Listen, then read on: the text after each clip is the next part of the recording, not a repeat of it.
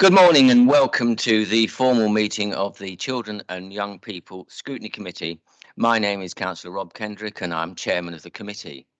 I'd like to welcome all members, officers and guests present today, attending both here in the Council Chamber and on Teams. The video feed of this meeting is being broadcast live via the County Council website, and I'd also like to welcome members of the press and public who are watching our meeting online today. I'd also like to welcome Councillor Mrs Bradwell, OBE, Executive Councillor for Children's Services, Community Safety and Procurement, and her Executive Support Councillor, Councillor Stephen Rowe, who are in attendance in the Chamber today.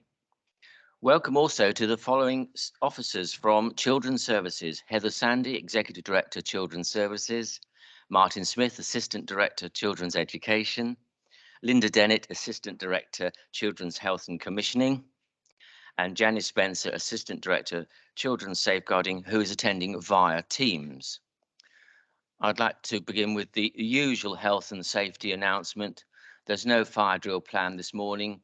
In the event of the fire alarm sounding, we need to leave the council chamber through the rear doors and leave the building through the reception into the front car park.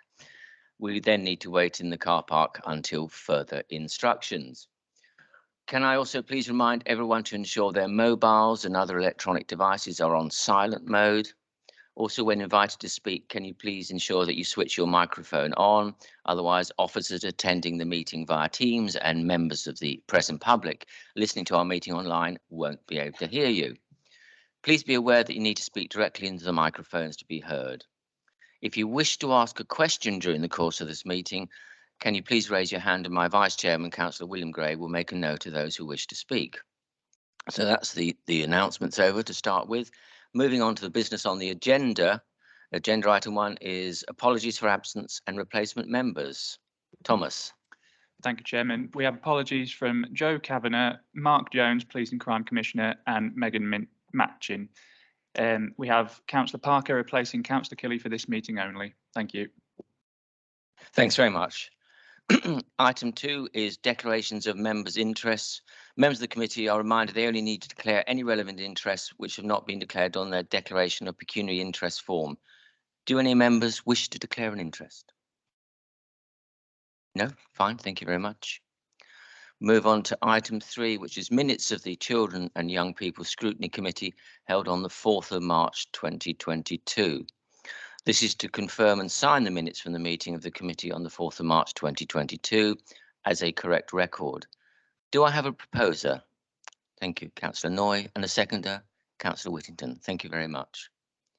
We will now vote on the minutes. You're voting on whether you agree that the minutes are a correct record. All those in favour, please raise your hand. Those against? And any abstentions? Thank you, that's the minutes agreed. We now move on to agenda item 4, which is announcements by the Chairman, Executive Councillors and Chief Officers. Firstly, a brief announcement from myself.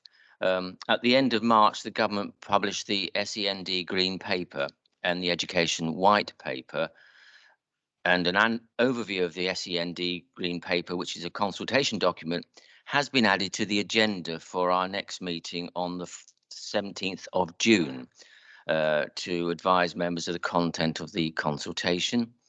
And an overview of the Education White Paper has been added to the agenda for the meeting of the committee on the 22nd of July to advise members of the intentions of the White Paper. And finally, just to make everyone aware, we're having our customary 10-minute comfort break before item 7. So that's before item 7, we'll have our customary break. Can I move on to Executive Council announcements? Are there any Executive Council announcements from Councillor Mrs Bradwell? Yes, just a couple, Mr Chairman. Just to say today that our Ofsted report is a public document, and I understand it's going to be sent round to members today. But obviously it was an extremely very good report, very complimentary of the services that we do deliver to children and young people in Lincolnshire, and it does comment about how, you know, social workers were visiting our children during the pandemic, which not a lot of authorities did, with PPE on. You know, they talked about how well our social workers know the children they work with as well. So, and it is a lovely read. It's a lovely read.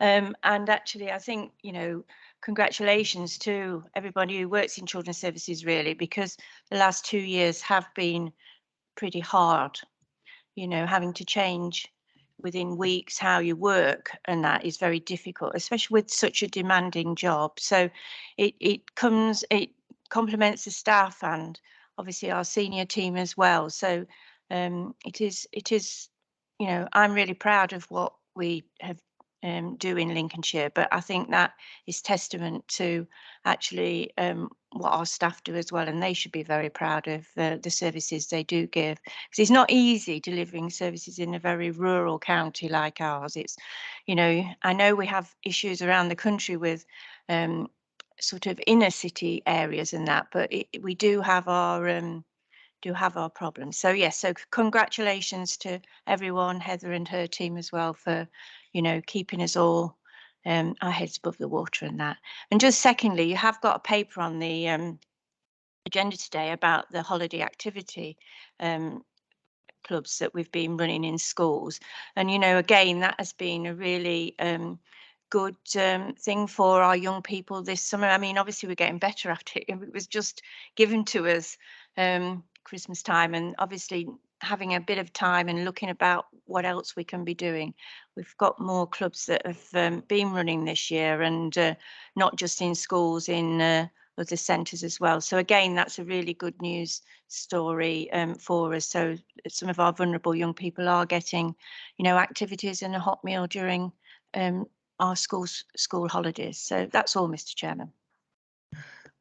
Thank you very much, Councillor Bradwell. That's a very encouraging and positive start to the meeting. I'm sure we'll all look forward to reading the report in due course. So thank you very much for that. Do we have any Chief Officer announcements? Heather Sandy, Executive Director. Thank you, Chairman. Can I just take the opportunity to add my thanks to Councillor Bradwell's, to the teams, and it's all the teams. It's although there was a social care focus, we know in Lincolnshire we have integrated teams, and the work of the other teams allow the social workers to work in the way that's reflected in that report. Also to our partners, there was a good reflection on our partners in there. We know we have really good relationships, and we've got a presentation later from our safeguarding partnership, and that our partners work with us to safeguard children. And I think that's also something that we would want to celebrate. There is also reference in the report to the role that members play and the role that you play in making sure that we're making the right decisions and that children's services is prioritised across the council. And so, I hope when you read that report later, there's something in there to reflect that, in Lincolnshire, children's services is owned and prioritised by everybody. And so I'm really grateful to partners and to my teams and to members. And it's a real privilege to lead those services in Lincolnshire. So thank you. Thank you very much. I think, yes, it's congratulations to everyone, the leadership that they have and the people on the ground. I think it's very positive and encouraging. Thank you very much. If we can now move on to item 5, which is, as Heather has mentioned, the Lincolnshire Safeguarding Children Partnership Annual Report. And this item sets out the Lincolnshire Safeguarding Children's Partnership Annual Report for 2021. And I'd like to welcome Chris Cook, Independent Chair of the LSCP, and Stacey Wallen, the LSCP Business Manager, who will be presenting this report to us and providing a presentation. I'd also like to welcome Philip Clark, Deputy Police and Crime Commissioner, who's attending in the Council Chamber, and Fenella Chambers from the NHS Lincolnshire Clinical Commissioning Group, who is attending via Teams. Philip and Fenella are representing the Police and Health on behalf of the partnership, and I'll be allowing Philip and Fenella to participate in this item, and they're all welcome to ask questions to Chris and Stacey at the end of their presentation. So without further ado, it's over to Chris and Stacey. Thank you very much. Thank you, Chairman, and thank you for inviting us today to your meeting to present the work that we've done over the last 12 months. It will be a double act, so Stacey and I will share the presentation. Before I start, I would just like, from my position as independent chair, I would like to congratulate Children's Services on the dedication and commitment to safeguarding children in this county. They work extremely hard and are in difficult circumstances, and have worked extremely well with the other partners throughout the county. So well done to everybody. Thank you. Okay, so if I could start off with the first slide, please. Thank you. So our annual report, and members will have had the opportunity to read it. It is indeed a partnership document. This is not the officers just writing this thing on behalf of the partnership itself. Our partners have contributed to this document. We have chairs of subgroups from different agencies, and they have contributed on their work, their important work in these subgroups. And so it just shows the commitment of the different partners around the county. It does focus on outcomes for children and families, assurance through our Section 11 in 2021. Section 11, we've got a statutory duty to examine the work of other organisations to ensure that they are effective in safeguarding children in Lincolnshire. And it demonstrates the commitment of the partnership. You will note it from the report that we actually cover a large range of topics in safeguarding our children, and we work extensively with a large number of organisations, and we will refer later to how that is developing even further in our work. So thank you, Tracy. So our strategic priorities, tackling child exploitation is our first strategic priority, an extremely important subject, one that is developing nationally. Initially, when child exploitation came to the forefront, it was purely focused on sexual exploitation, following a number of high-profile investigations around the country. That has developed to other forms of exploitation, one being county lines, of course, which involves drugs. And so we had to amend our child exploitation work and develop that on a broader range to meet the demands. We have had a police superintendent chairing our child exploitation subgroup. That is now moved on to Andy Cook, who is a member of Children's Services. And so we are sharing, once again, in partnership working, we are sharing these roles. So we have, in the last 12 months as well, employed an analyst. Most important to the work of child exploitation. It's no good thinking you know what's happening. We need data to actually understand, and we need the evidence to understand what is going on throughout the county. So that has been a huge asset to the exploitation work, and that is developing as we speak. And I chaired the operational delivery group yesterday for the partnership. There were 23 partners that were at that meeting online. And the analyst gave a presentation on the work that he is doing. So, and he's doing some excellent work indeed. So, child exploitation will be here with us for a number of years. We are working closely with our other partnerships, because exploitation cuts across not only children's, it cuts across into adults, it cuts across into domestic abuse, and all forms like that. So we are working closely with our other partner boards to tackle child exploitation. The other point that is developing and will develop for obvious reasons is the digital world and exploitation through online grooming, for example, will develop, and we need to be ahead of the game on that. And we are working closely with our partners, particularly the police, to address that situation. So that's tackling child exploitation. If any member would like to ask any questions, I'm quite happy, Chairman, to take them now, or whether you want to do that at the end, it's a matter for yourselves. I think we have a question already, so that indicates an interest there. Councillor Tyrrell. Thank you very much. On exploitation with kids who are selling drugs, for example, what are you actually doing to bring them out of doing those kind of things? You know, because anybody who's 11, 12, 13 is never going to get done very much with the police. So they get off with it. What are you doing? I mean, I know what I'm doing in my area, but I just wondered what you are doing in your area to prevent it. In terms of drugs? Well, any kind of exploitation, what are you doing to, I mean, you can tell us about the groups you're chairing and all the rest of it, but what is actually being done? Well, each agency has got a statutory responsibility to actually do something about that. And in terms of the county lines, for example, the police have a huge responsibility in investigating that. Now, there are other referral mechanisms for dealing with those children in the county through the health services, for example, to try and deal with their health situation, particularly if they're taking drugs. So there's work going on there, and good pieces of work going on there. So there are various diversionary tactics that go on to try and prevent that. You can't totally eradicate it, but you can reduce the risk. And it's important that the agencies work together to try and do that, to reduce the amount of children that are involved in this. But you're not bringing it.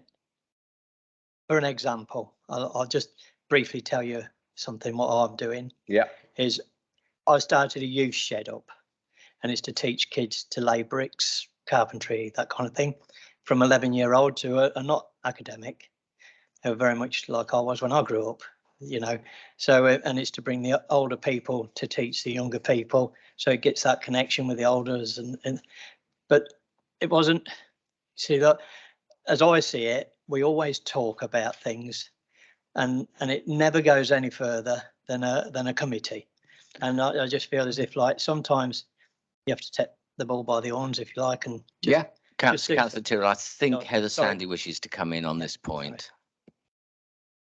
Thank you, Chairman. Thank you, Councillor Tyrrell. So if I, as Chris was saying, all the agencies have a slightly different role in it, and sometimes it's the police and its investigation. For us, very often those children would be receiving services from our Future for Me or our Positive Future team. At the very extreme end, where we were really concerned about exploitation, we would consider breaking that cycle, and we would take those children away from that part of the county to disrupt that behaviour. The police will try and disrupt the perpetrators, so they'll try and find the people who are actually doing the exploitation and take prosecutions against them.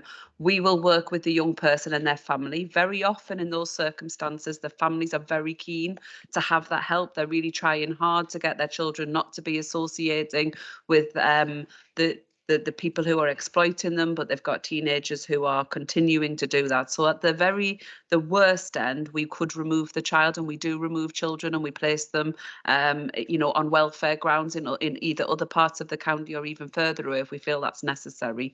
But below that, we do an awful lot of work around helping children to, as Chris said, divert onto different life choices. So we work with them with Positive Future, Future for Me, which is a very intensive service that says, actually, let's look at what you're doing in your education. If you're not academic, is there another career path that we can work really hard with you over a number of weeks?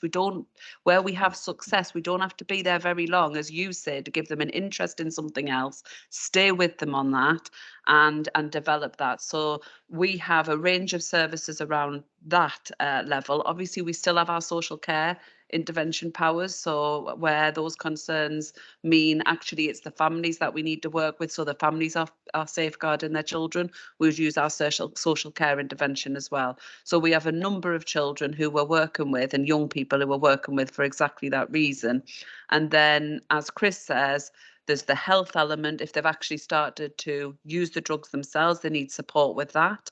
And then the police can disrupt the perpetrators, can disrupt the geographical locations where we know that happens. And so again, as Chris has said, we've got an analyst who can, in much quicker time, tell us, because what happens is the police might disrupt activity in one area, and then that behaviour might pop up in another area, maybe only 4 or 5 streets away.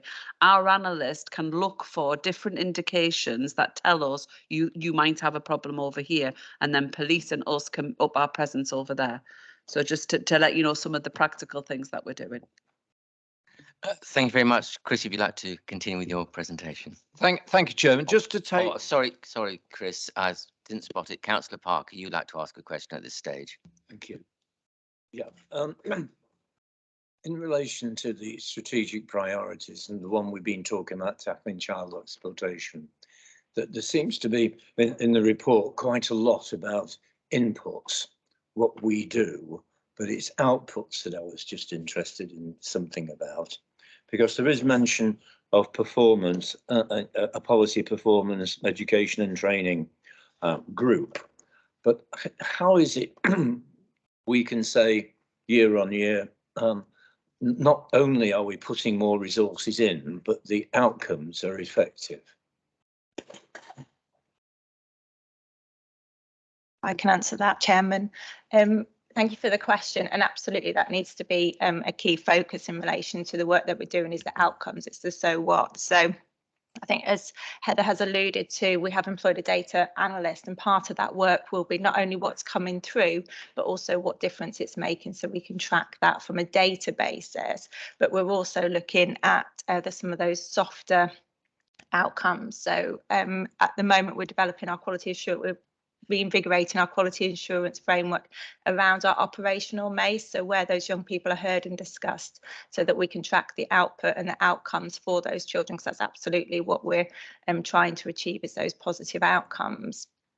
Within the report, there is a summary around one of the operations that was run, which was a partnership operation around Operation Vigilance, which gives some of the outputs and outcomes excuse me, which gives some of the outcomes in relation to some of the disruptions around one particular operation that was a partnership initiative within Lincolnshire. And we're hoping that in the coming year, kind of building with the data analyst and on other initiatives, that we'll be able to, the report to become more outcome focused, absolutely. So, but that's just some of the examples of where we're hoping to achieve some of those outcomes. Yeah, I'm sure, excuse me, just one more point. I'm sure it would help the committee if we had qualitative and quantitative data, just so that we can see not only the good work that's going on, but how the numbers are stacking up. Yeah, absolutely. I'll make a note of that and make sure that that's included when we present next time, Councillor. Thank you. Heather Sandia, you wish to come in? Thank you, Chair. Thanks, Councillor Parker. I think, as Stacey says, one of the challenges we've got is exactly that data set that you're referring to is a very disparate data set. So we report to this committee on the Future for Me and the impact that has is in a quantitative way. Police report in a certain way. We have other boards that report in a certain way, but you're absolutely right. And one of the things that we've been doing across Lincolnshire, and Chris again referred to this, is we've got all these different boards, and the overlap for exploitation is really significant. So how do we develop, and what we're calling it is the Q collaboration, a data set that says, here's the overall picture, because you can have everybody bring their individual pictures, but we need to be seeing that overall piece of work.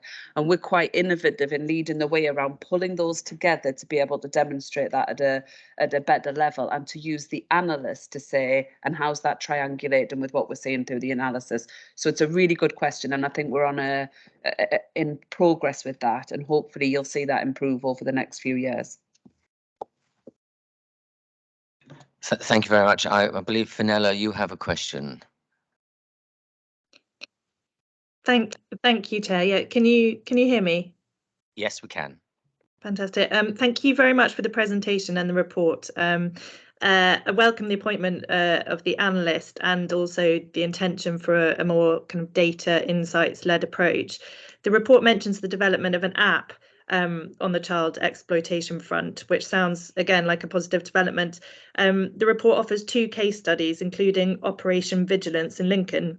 And I wondered, was the app used in that case, and is the app helpful in that type of operation? And finally, do you have the resource from an information governance IT perspective for this type of digital development? Thank you. Who's going to take that question? Stacey. Take that one. I'm struggling this morning, sorry. Thank you, Fenella. I would have to check in relation to the app. I'm afraid I don't have that information to hand with regards to how it was used in Operation Vigilance and if it was. So can I take that as a comeback to, please? In relation to the second part of the question about the resource to develop, we do work really closely with Lincolnshire County Council Digital Engagement Team. So anything that we are looking to develop, we start with in-house. They're really supportive. They manage sort of a lot of our web-based applications at the moment that we're able to use. But in relation to the app, I don't have the detail, I am afraid, but I'm happy to take that away and come back to committee. Thank you. If we have no further questions at this stage, Chris, if you'd like to continue with the presentation. Thank you, Chairman. Just going back to Councillor Parker's point, I think it's a really good point, as Heather has already alluded to. It's quite a difficult situation, really, because each and every organisation, particularly the major ones like Children's Services, the police and the health service, have got their own data sets, massive data sets, in fact. It's about identifying the key pieces of data for this partnership that they need, because at the end of the day, this partnership is not a frontline organisation. It comprises of frontline organisations, but it's not there to deliver on the front line. It's there to ensure that the front line is coordinated and is effective, as you were clearly asking.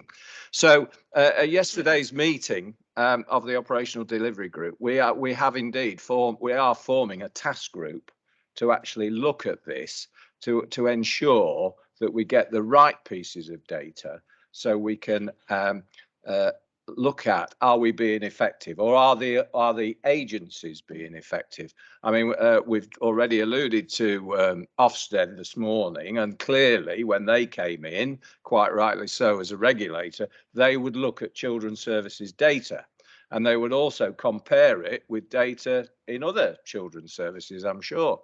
And so each individual agency is regulated, and their performance is looked at very clearly. What we don't want to do, what I don't want to do, is create a monster around the partnership of hundreds of pieces of data that people won't look at.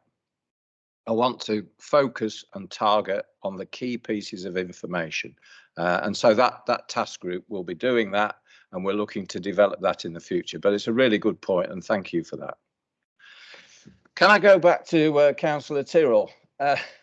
Can I assure you that our committee is not a talking shop? First thing I want to say, we do deliver, and I, as the independent chair, try and ensure that, and I will challenge agencies if I don't think they're delivering. Just going back to children, very good question. Taking it back a step to schools, schools play a huge role in this partnership, and teachers in this county are totally committed to this. They're involved in Team Around the Child, heavily involved in Team Around the Child.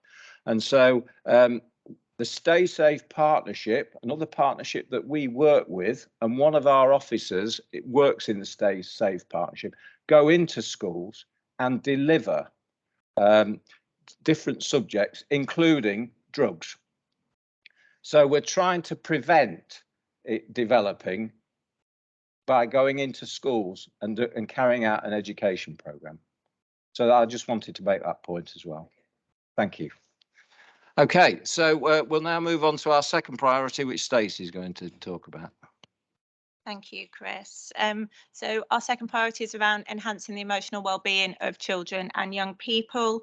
I think particularly relevant given the 2 years that our children and young people have been through. There's a couple of areas of work that I just wanted to bring to the committee's attention that are currently ongoing. So last year, so during the time of the annual report, we submitted an expression of interest to collaborate with the Child Sexual Abuse Centre of Expertise. This is a national charity funded by the Home Office and Barnardo's. And this came about because there was a number of areas of work across the partnership that different partners were engaging with, and it seemed to be that this was a particular area of need that we needed to fill a gap in relation to. So we were able to submit an expression of interest, and we were one of 3 partnerships that were successful in securing that opportunity to work with the Centre of Expertise. So the work that's ongoing at the moment is around developing a pathway of support, so ensuring that our practitioners, our social workers, our police officers, our teachers know where to go and how to access the best support at the right time for our children and young people within the county.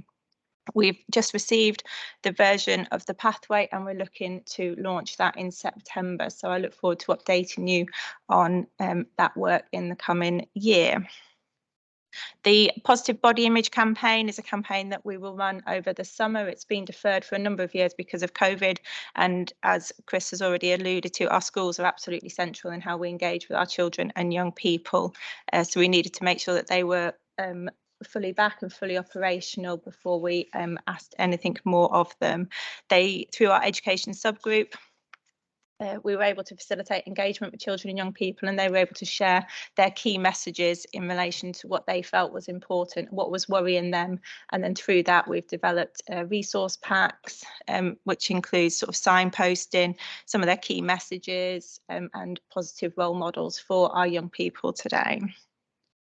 We've also relaunched the Child and Young Persons Sexual Assault Referral Centre pathway, so our paediatric SARC, which is a regionally commissioned service for young people that have experienced sexual harm, but it's a physical and a counselling service. But it was apparent that actually some practitioners weren't aware of the work that this commission service offered. So we were able to re-promote that off the back of some learning that we'd undertaken, and the video has been produced now to really support practitioners so they know again about how to access that support for children and young people that are experiencing that harm. So that was the update on emotional wellbeing. Thank you.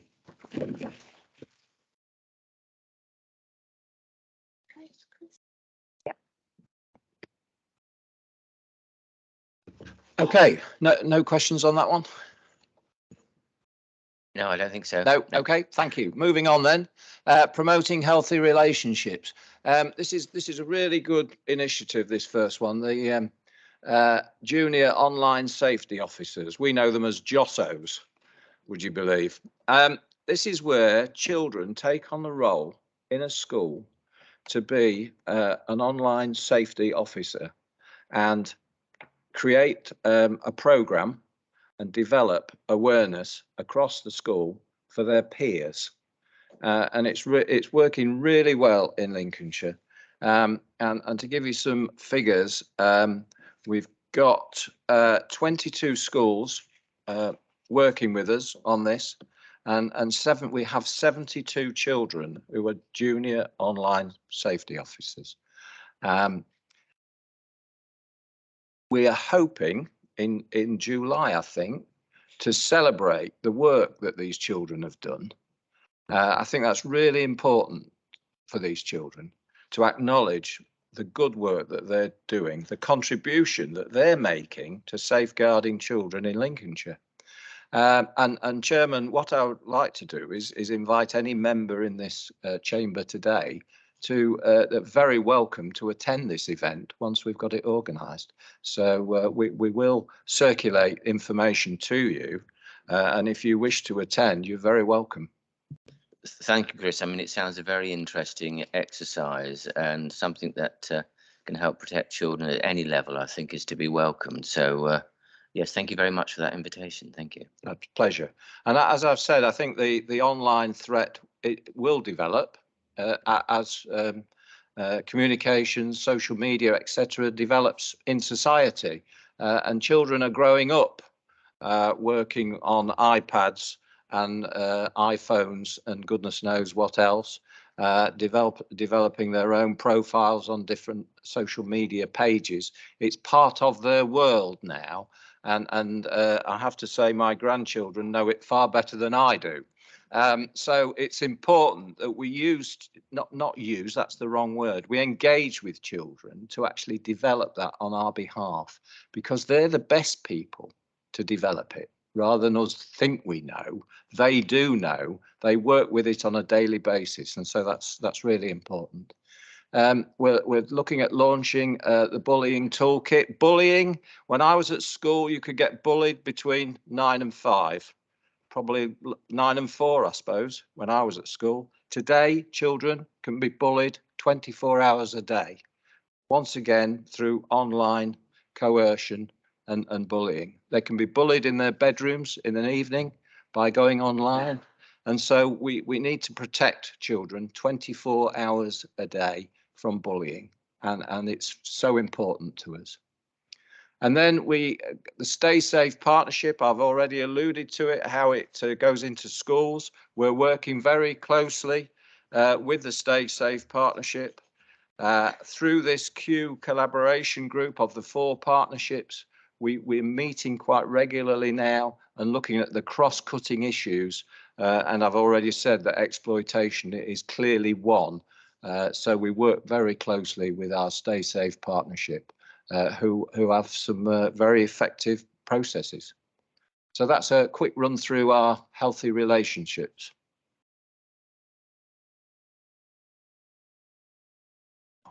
Thank you. Thank you, Mr. Chairman. I'm very pleased to learn of the JOSOs. It sounds an amazingly good initiative. Could you give us some indication as to the extent to which that can be rolled out to a much wider audience across the county in the next year or so? The short answer is no, but I will give you a larger explanation to that.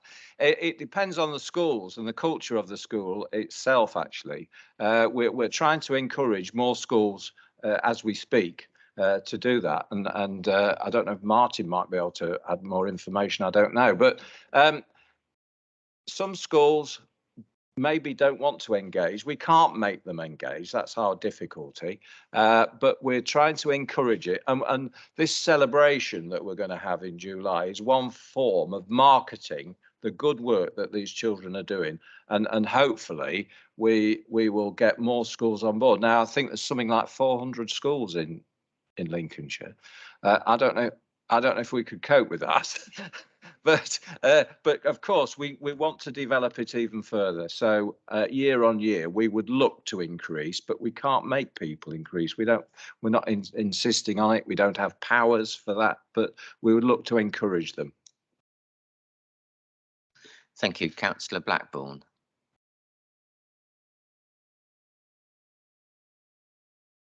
Oh, that's better. It was just a quick one. The JOSOs, what age are these children? I was wondering, I know you would think it would be secondary children, but I have grandchildren that are 10 and 11 and, you know, they come running in and, you know, somebody's getting at them even at that young age. 10-year-olds, aren't they? I think you're absolutely, the 10 and 11, you're about spot on. That is the age. I think to have them too young, I think that could be a dangerous situation. But 10 and 11, they're beginning to develop in their own world. Their computer skills and online skills are really good, and so that is the age group that we're looking at. I think Councillor Parker, you had a question? It's to build on what the last 2 councillors have spoken about. We have 70 councillors here covering the whole of Lincolnshire. And I can't help but feel, because we represent local communities, that we could be helpful, should we say, in getting that message across. And it's just a point as I'm bringing to everybody's attention, which is obvious, but perhaps we could be at least advised, all 70, not just the members of Children and Young People's Committee, about what we potentially could do to help. Yeah, well, thank you very much for that. I think that's a really good idea. You representing your local communities, it's really good to spread the message into communities. So I think that's and we could provide a briefing for the councillors, most definitely, and not just county councillors, district councillors as well. We could do that. Yeah, thank you. Heather, you wish to come in. Thank you, Councillor Parker. I think that's a really good idea to extend our reach. So I think the idea of a briefing is really helpful, because for those who aren't sat here, it'll come a bit colder, won't it? So if we do a bit of a briefing and we share with you the key links, and I know lots of councillors have really good relationships with their local schools, so it allows you to start a dialogue there, and also with your local police force as well. So yeah, that's something that we'll take away as an action. Thank you. Thanks very much. Councillor Tyrrell, I believe you have a question. Yes, thank you. I love the idea with the safety aspect. It does involve kids, and that is great. My question is about bullying. You say bullying workshop. I mean, my granddaughter was bullied to a point where she wouldn't go to school. And it was difficult to get her there. And when it was COVID, she was happy because she could stay at home. But my point being is, when you say workshop, could you expand on it and tell me what kind of toolkit you said? Could you expand on it a little bit and just tell me a bit more, please? Yeah, Stacey's been involved in it far more than I have, so I'll let her respond to you. Yeah, thank you.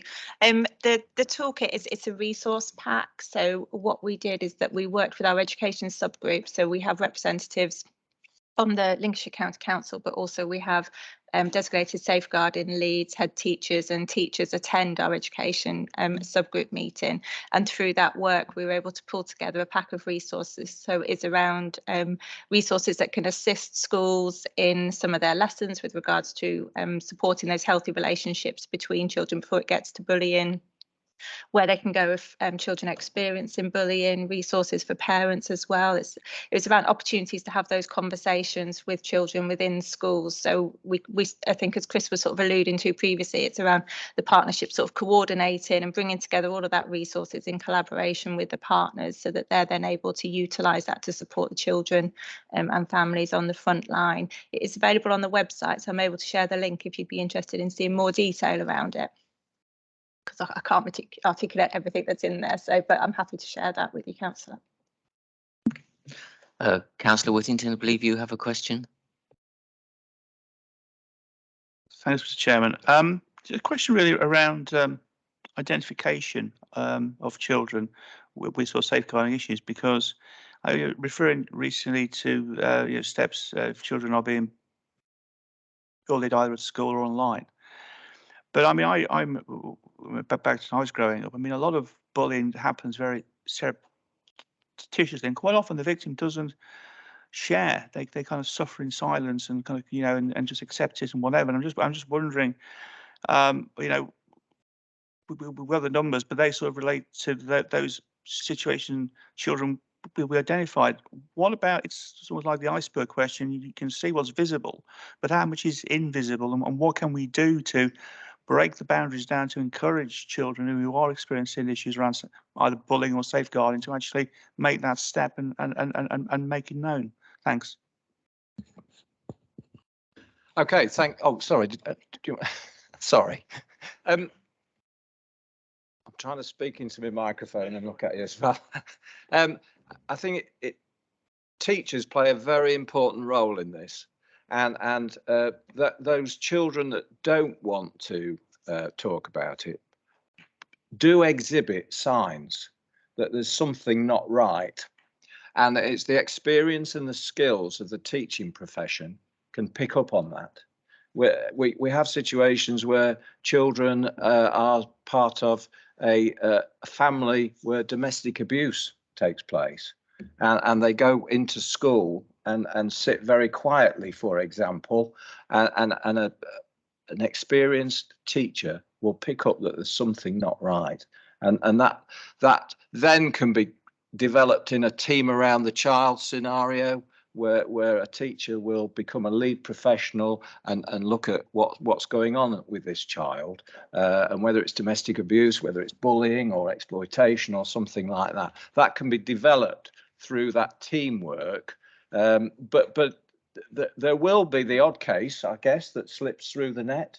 You can't totally eradicate that situation, but you can reduce the risk, and teachers play a huge role in that, because they know these children as well as their parents. They see them on a daily basis. They're working with them and interacting with them, and they know their personalities, and they know when something's not right.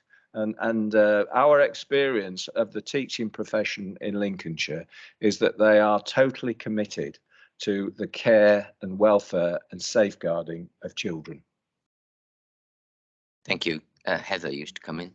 Yeah, thank you. And just to build on that, I think one of the important things about the toolkit is raising the awareness of bullying so that other children in the class recognise bullying, because often children will be able to tell you what's happening.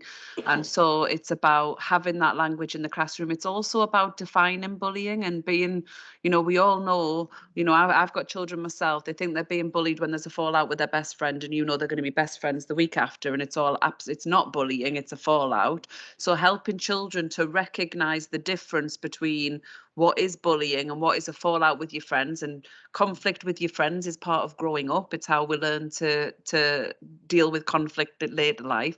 And so I think the big part of it is to have a conversation in classrooms about bullying, with parents about bullying, so that children understand what bullying is. And then the other thing that's really important is, how do you work with the bullies?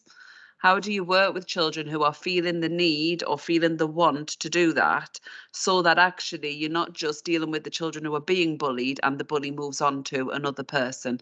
It's how do you really tackle that behaviour and work with that child so that they can form effective, lasting relationships? Because again, bullies who don't get that challenge and support as a child become adults who can't sustain relationships because they're not interacting in a way that keeps people around them. So for me, the toolkit's really important because it educates all children, and it gives a language in the classroom that allows children to identify it. And for some children, you're absolutely right, Councillor Whitting, they either won't say it or they won't recognise that they're being bullied. They will think that behaviour is perfectly normal. So by sharing it and articulating it a lot like we do in lots of our other safeguarding work, to say to children, this is okay, this is not okay, then they start to think, oh, well, that's happening to me actually. And so it's about keeping that language. And unfortunately, I agree with Chris, bullying is something that happens, and our schools, they're really clear that they tackle bullying. It's not that bullying doesn't happen, it's that when it happens and they're aware of it, they tackle it. I'm guessing potentially then that those children who do the bullying might very well have issues at home themselves, in terms of domestic abuse or whatever.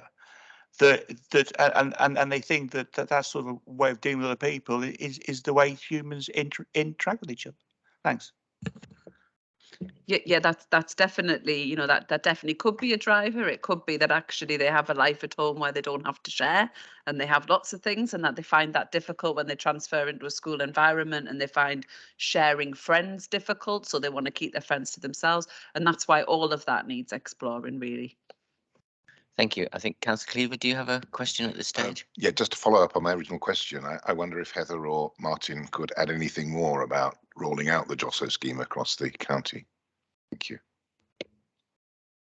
Yeah, thank you for your question. And I think there's a couple of points I just want to build on from what Chris has said around supporting the rollout of some of those schemes. So that's one scheme within the realm of safeguarding and protecting children and young people. There are other schemes as well that our schools really passionately support, so junior road safety officers, etc.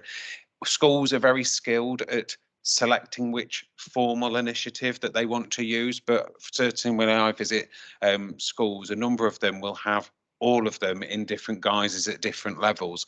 And one of the things I think as well that's worthwhile just citing is not so much which initiatives being rolled out or the numbers, but how the information of the partnership influences or changes tactics within schools. And you can see this week, for example, a briefing from the education subgroup going to all of our schools, being received to DSLs, etc. And you can usually see 2 or 3 weeks after a change in activity. So it could be partnership says there's this pattern. You'll then see pastoral support meetings in school taking place, raising awareness. And what particularly our schools are very good at doing is utilising children, whether they are formally within that group, but using children to support other parents and families to actually understand things like technology. It's ironic, this morning we were having a conversation in the office around how do you keep up to date with all the emerging technologies and how they're used. And it's the same for parents as well, and using children and to support families with that. So schools put lots of sessions on to raise awareness and take it really seriously.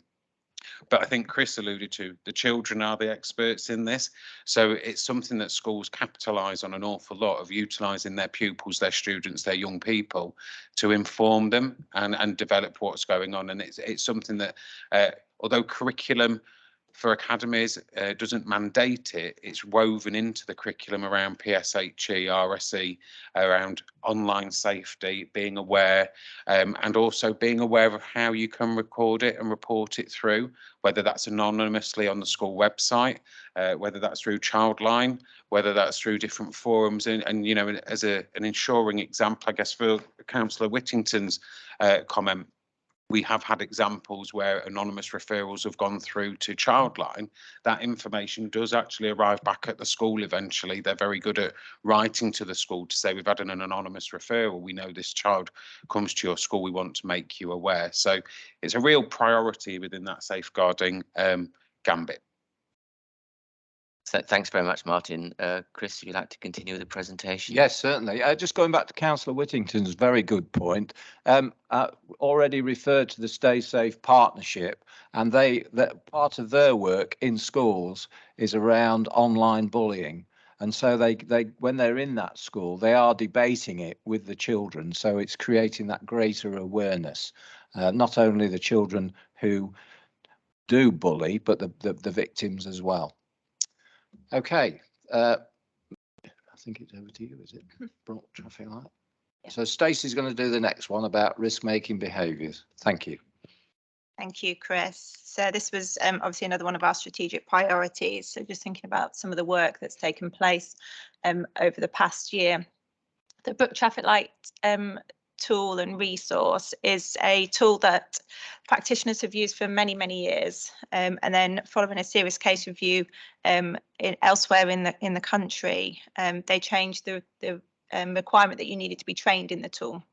So it was suddenly removed from our practitioners' use, and this was practitioners, was social workers, teachers, police, and it gave an indication around healthy and unhealthy behaviours in children with regards to harmful sexual behaviours. This posed a challenge for the partnership because, as I said, it was kind of woven into a lot of our policies and procedures and our training. But I think I was thrilled that actually the partnership took the stand to say, actually, this is such an essential resource for our frontline practitioners that we wanted to ensure that they were able to continue to access it and continue to use it. But not only that, the partnership agreed to fund the provision of the Book Light Traffic tool for 18 months, and it was going to be available for every practitioner, every individual that came into contact with a child throughout the county. So not only were we saying it was for example, designated safeguarding leads in school, actually we wanted everybody within that school who may have contact with a child to have access to this resource, to be alert to any presenting behaviours that may cause concern at the earliest opportunity. So we were talking about midday supervisors, we were talking about caretakers, we were talking about head teachers, so that whole raft of professionals. And the LSCP, the Strategic Management Group, actually made that commitment. And at the time, we were only one of 2 partnerships in the country that was supporting our frontline practitioners with that work. And to date, so that launched in September 2021, and to date we've had nearly 7,000 people have undertaken that course, and that, as I said, will be available still for another year for them to access. So we're really sort of continuing to push with that. The second piece of work around that, which again is sort of similar, and we've had conversations around sort of bullying and that early identification, is another piece of guidance that we developed with our schools.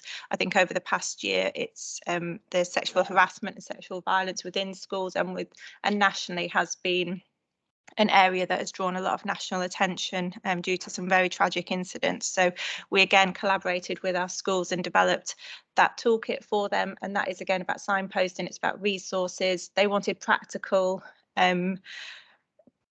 practical risk assessment. So if they do identify, what can they do? What practically can they do? So we worked with them, and that is currently getting signed off at the moment. So that hasn't been published yet, but that's been another piece of collaborative work between the partners, and obviously heavily involved with education to support those frontline practitioners working with our children in schools and colleges. Any questions? Any questions? No, not at this stage. You'd like to carry on? No. Thank you. Okay. So the next strategic priority is around identifying and reducing the impact of neglect on children and young people. So we've refreshed our neglect strategy in relation to this, and the strategic priorities with regards to identifying and reducing neglect. So we're working towards a standard approach with regards to how we respond when there are incidences of neglect. We again, we've talked a lot about our data analysts, and I think data is a theme as one of the tools that we can use in supporting our safeguarding work with children at that strategic level. We're hoping to equip practitioners with knowledge and skills to identify the early signs of neglect, so really that preventative level before it gets to a point of escalation. We want to introduce a common language with regards to some of those behaviours that are seen, and increase the support to parents and carers at that earlier time. And we're looking to introduce a common evidence-based neglect toolkit. So we're currently in conversations with the NSPCC around how we can achieve that in Lincolnshire, and making sure that it absolutely fits with our values and our culture and the work and the success that we already have within the county.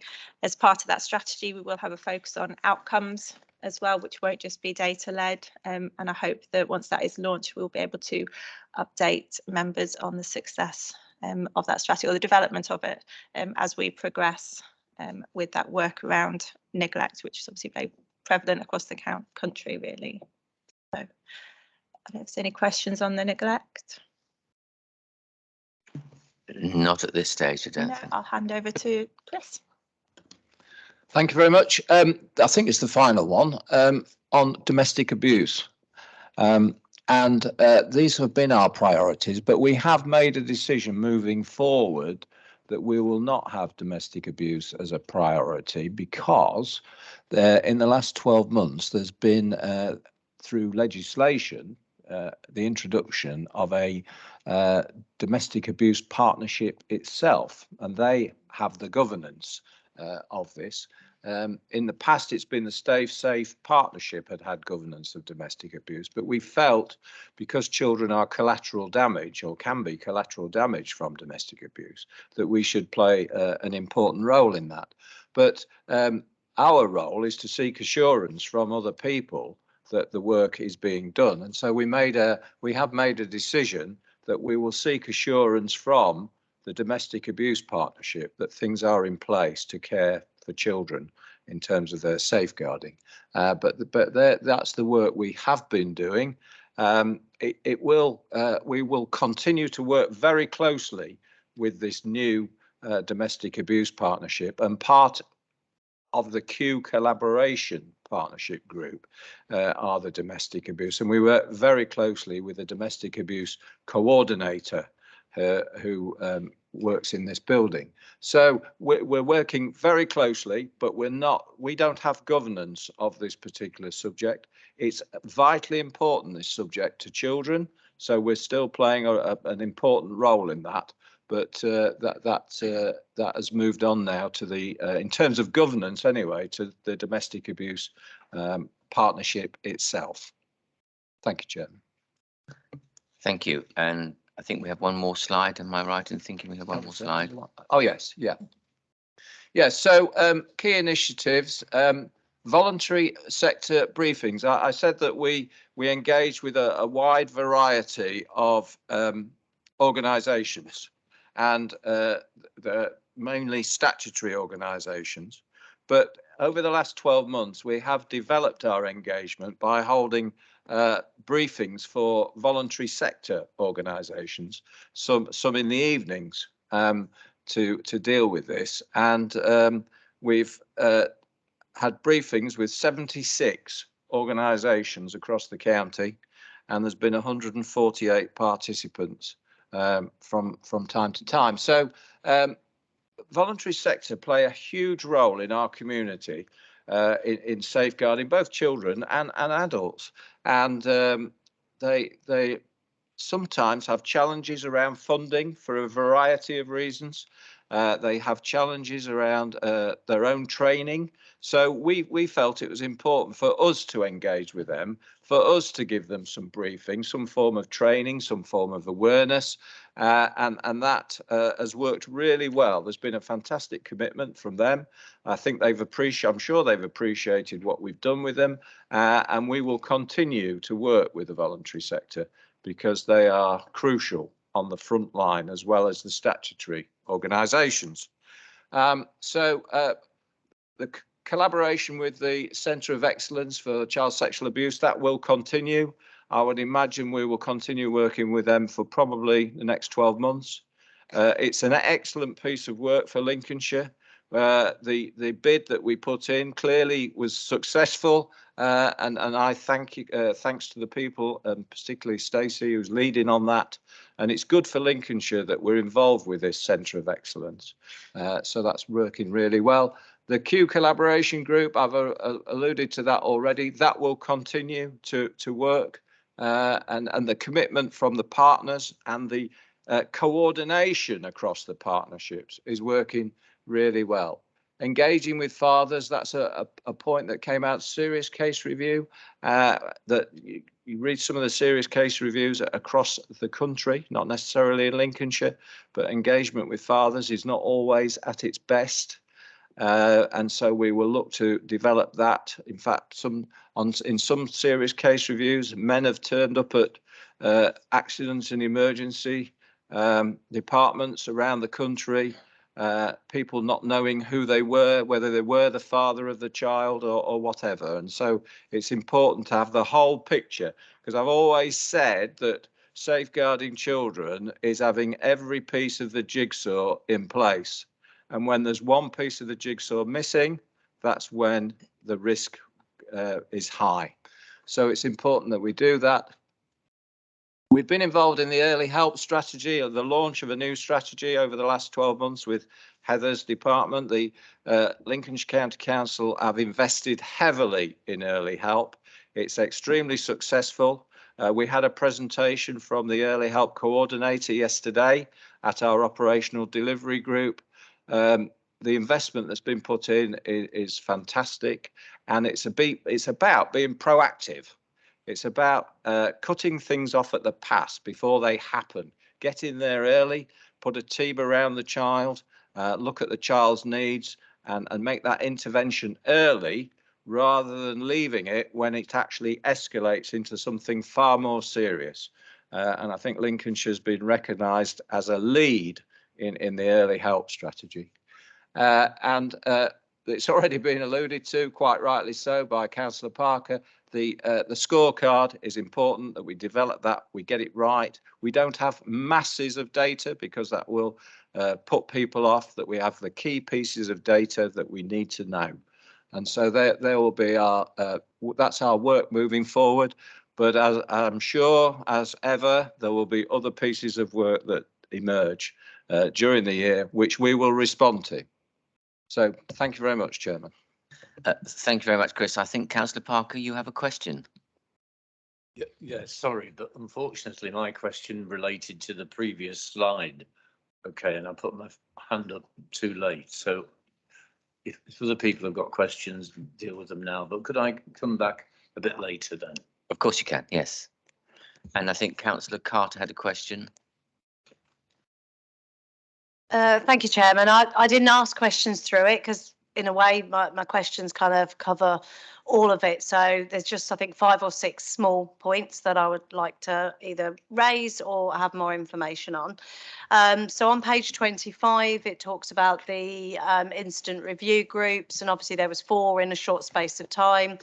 It does say that there's no pattern there in regards to the impact of COVID, but is there actually any other patterns that would give us any clues to future concerns or issues?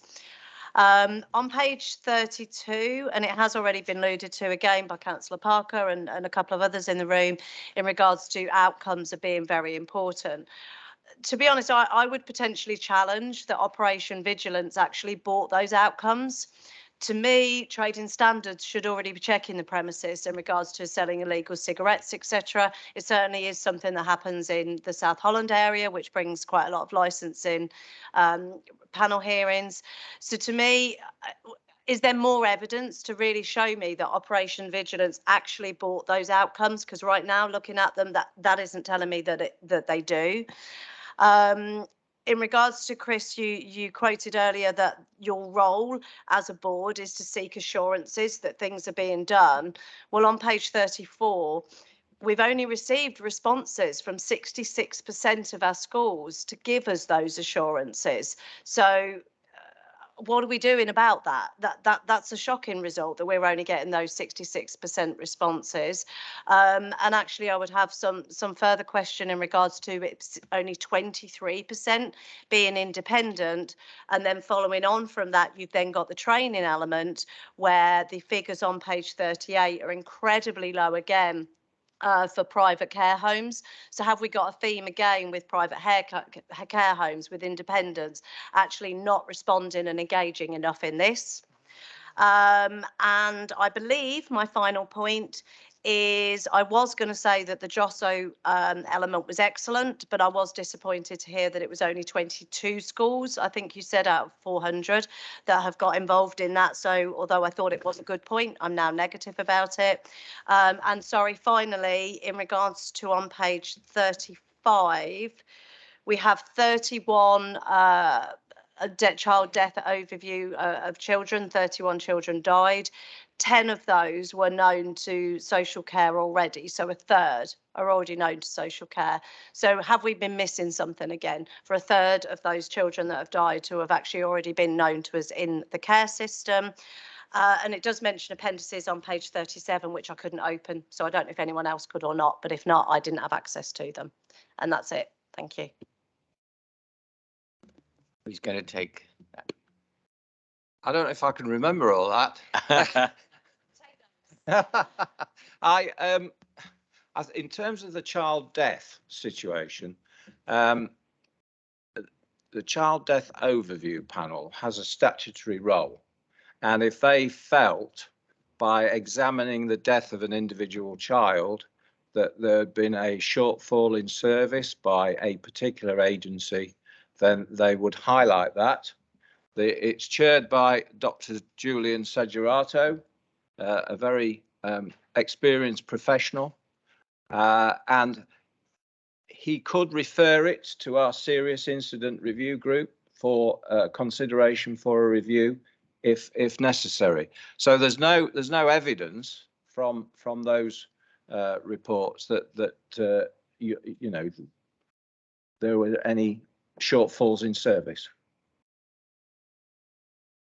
If I can just come in on that, and Councillor Carter, if you talk really quick, and I think for people who don't present often, I think if we could just slow down the questions, because they're really good questions and people have spent a long time on the report, so it'll just allow them to kind of come back to you fully on them.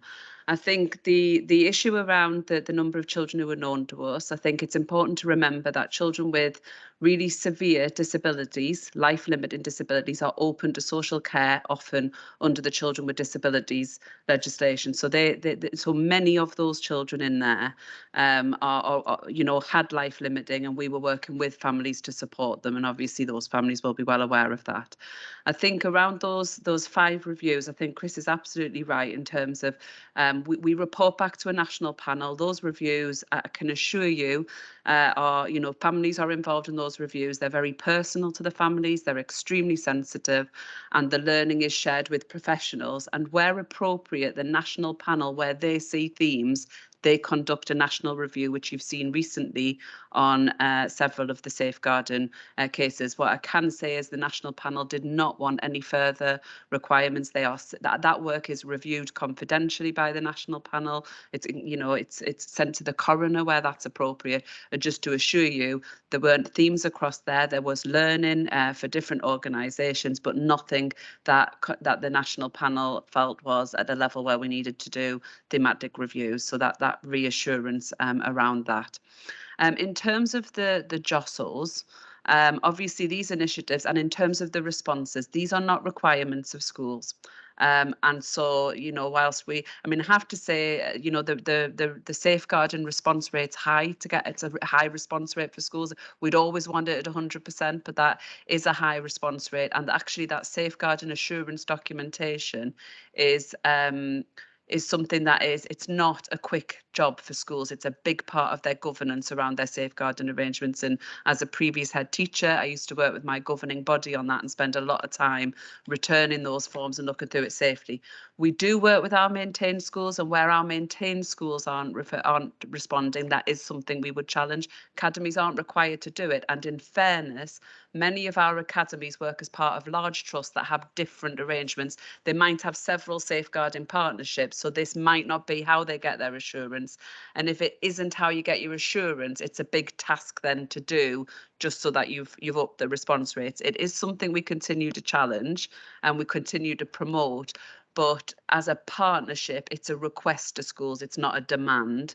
And actually those response rates are, you know, something that we would expect to see across that, because as I say, they're all working in different governance arrangements. The jostles bit it's a voluntary scheme, and it will grow, and we've seen that in other schemes that we've done. The police have done a scheme around junior police, mini police. That scheme's grown, and that again, there is work for schools to do. I think it's really fair to acknowledge that schools are doing a huge amount in the safeguarding agenda, but things have to grow across the system because they haven't got capacity to run with everything when it comes out. So we'll continue to promote that and note that councillors have offered to help us with that and help us share that with schools. That's really, really helpful. I didn't catch the rest of your question, so if I've missed anything, I'm really sorry. Please feel free to come back in. No, really only on page 37. It's got the appendices there, but I couldn't open them. I think they weren't a link attachment, I don't believe, and it would have been useful to have those. And I guess the only thing I would come back on that and possibly challenge would be in regards to the response rate. Is there anything else we can do? So if the forms are so in depth, what can we do to try and make that easier? Because actually we want to get these assurances, as of course I know you do and Chris does. So even if it's lesser info that we're getting, something from them has got to be better than what we're doing with 66%. I will let Stacey come in on that. What I would say is, as a head teacher, the depth of the form was what made it valuable. Yeah. So it was how I did governance. So for those who are using it, if you take it up a level, it won't do. It's not as much so it is value. a complicated one. But I'll let Stacey come in. Thank you. Thank you, Heather. No, I think Councillor Carter is absolutely something that we've picked up on with regards to some of that response rate, given some of the complexities of it that Heather has raised. And we've had quite a few discussions at our education subgroup. So we've engaged with the schools that complete these forms to provide that assurance. And we took a paper recently, and we're hoping to get it signed off so that we can go live. And what we want to do is, as Heather explained about, so there's a process for maintained schools, is actually bring our assurance in line with that. So it's not two separate processes, that the activity that's being completed for the maintained schools, at least, that doesn't capture everybody. So I appreciate the challenge around independent schools. But it's one step that we're looking to then streamline it, to bring it in. So it's another bit at the end of that maintained schools processes. And then we will continue to monitor. I think we've said as well that we will write to governors just to say, look, we haven't received this assurance, not that you're not compliant, but actually we haven't received that notification, just to bring it back on the agenda for schools as well. So it's definitely something that we've been alert to. And I think, as Heather said, we'd always strive to have improve compliance, but I think year on year we'll continue to work. And I think what we will do as well is look back at those that are persistently not, and maybe try and engage them on a one-to-one around, actually, well, what are the challenges, what are the barriers that are preventing that assurance being confirmed. So I hope that gives some assurance around what we're planning to do. Yeah, it does. Thank you. I think it would be good to kind of ensure that we are always fed back that information so we can see if there's been that improvement. But it's really good to hear it's been picked up and took on. So yeah, thank you. I think it's important to note as well that we don't have that statutory responsibility, but Ofsted do.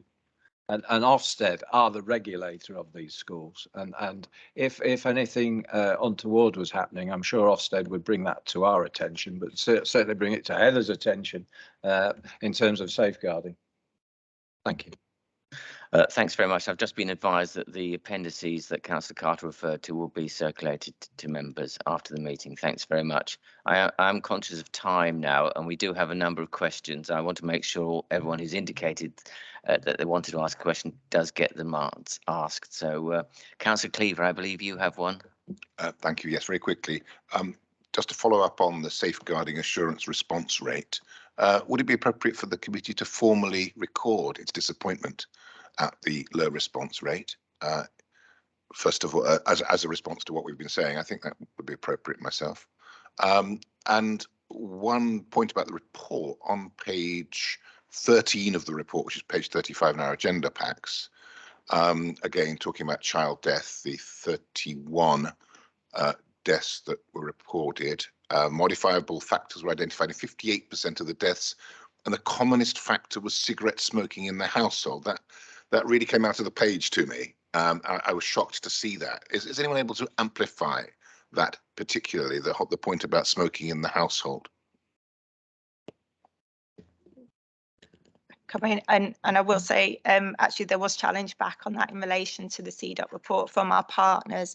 The assurance that came back from our CDOT chair, our Child Death Overview Panel chair, was that actually there is a number of mechanisms in place with regards to what is already being done to try and reduce that factor. I suppose it's our health visitors are engaging antenatally, it's been engaged with GPs. I think all professionals are aware about the harm that it causes. It was felt that it was very much a public health position rather than a safeguarding position, and the partnership received assurance that all action that was in place was being undertaken at the moment, which is why it wasn't a specific recommendation, but there was challenge in relation to that point. So but that was the response that we got from our CDOT partners.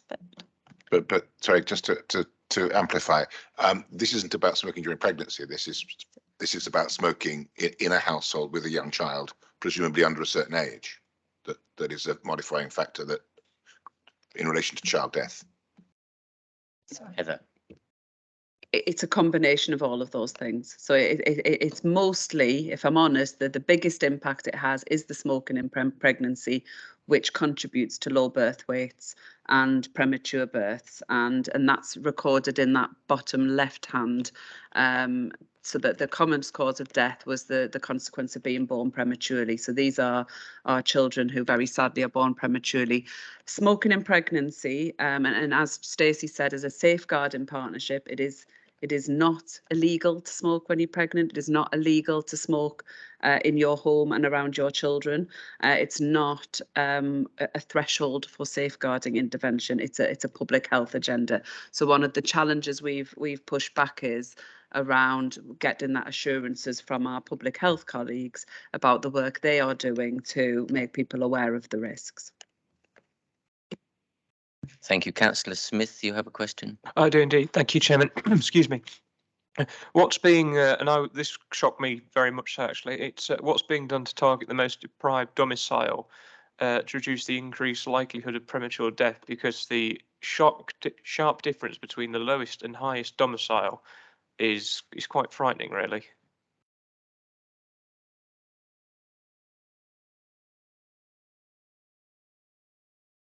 It's page 35 in the agenda pack.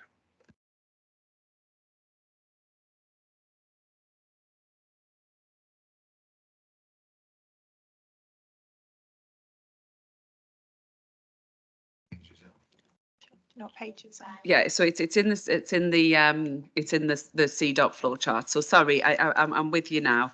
So again, what we're looking at there. Sorry, Councillor Smith, I'm going to stay facing this way so that those online can hear. So what we're looking at there again, that's part of the work we're doing in public health around public health management. So what that statistic is telling you is that obviously those who come from the most deprived communities were represented 3 times more in those child deaths. As we know, the public health issue we've just referred to is one of the factors we see more predominantly in areas of deprivation, as are other public health issues such as obesity, alcohol abuse. And so that is part of the public health work that we're doing. And we are, and Derek presented to you at the last committee, but one, I believe, about the work they're doing around the public health agenda around children's. But it's an ongoing challenge. You know, I think that, you know, that's the sad reality, isn't it? Thank you. Mr. Clark, I think you have a question or comment. Thank you, Chair. Yeah, it was just around the last point on engagement. I've been doing some work with the Youth Commission recently, and as I've listened to your priorities that you've articulated here, I noticed they align quite neatly with those identified by the young people themselves. So it was simply a question: is that a sort of resource that you've tapped into? Thank you. Yeah, I was privileged enough to be invited to hear the presentation by the Youth Council, and it sparked a lot of conversation. I think within my team, I invited sort of some of my team, especially like the trainers, to come and kind of hear what was being said. My plan at the moment is I'm linking in with the and it's not the Stay Safe Partnership, is it Stay Safer? I can't remember the name of the team that coordinated it. Apologies, but Leanne Fleurs underneath saw Joe Davison. So I'm linking in with her. We're waiting for the report to come out, and then our intention is to use the findings from that report to inform our business plan moving forward underneath our next strategic priorities, because absolutely it's a really valuable resource, and it's the voice of the children within Lincolnshire and the young adults within Lincolnshire. So we intend to take what we can from that and build it into the next business plan. Absolutely. Thank you for that. Councillor Parker, I'm sorry I didn't call you in earlier at the more appropriate point, but I think you still wanted to ask a question, is that right? Or raise a point? Sorry, yes, it was about the previous slides. And it's to do with identifying and reducing the impacts of neglect on children and young people, I think. But Chris said essentially that, that some work had been taken off the agenda of the partnership and passed back to the local authority.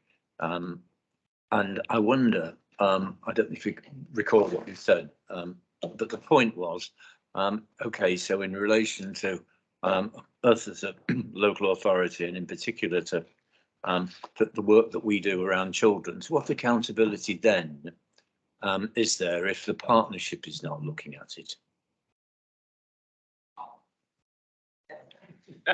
Yeah, I think what you're talking about, Councillor Parker, is the domestic abuse partnership, and that we If we're not careful, we could have two partnerships going down the same road, doing the same pieces of work. So I think it's important to know who has priority for which piece of work. And so we decided that the domestic abuse partnership, who have governance for all the domestic abuse issues in Lincolnshire, should lead on that, but we should still be part of it. We work very closely with them, and indeed Stacey is a member of that partnership, so we've got that link. We haven't sort of jettisoned that completely at all. We still see it as a very important aspect of our work with children, but we feel, and that was agreed by our strategic group,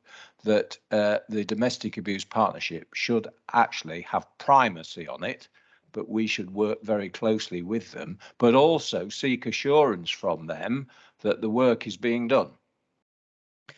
Councillor Bradwell, I believe you wish to come in at this point. Just to say that Chris is right.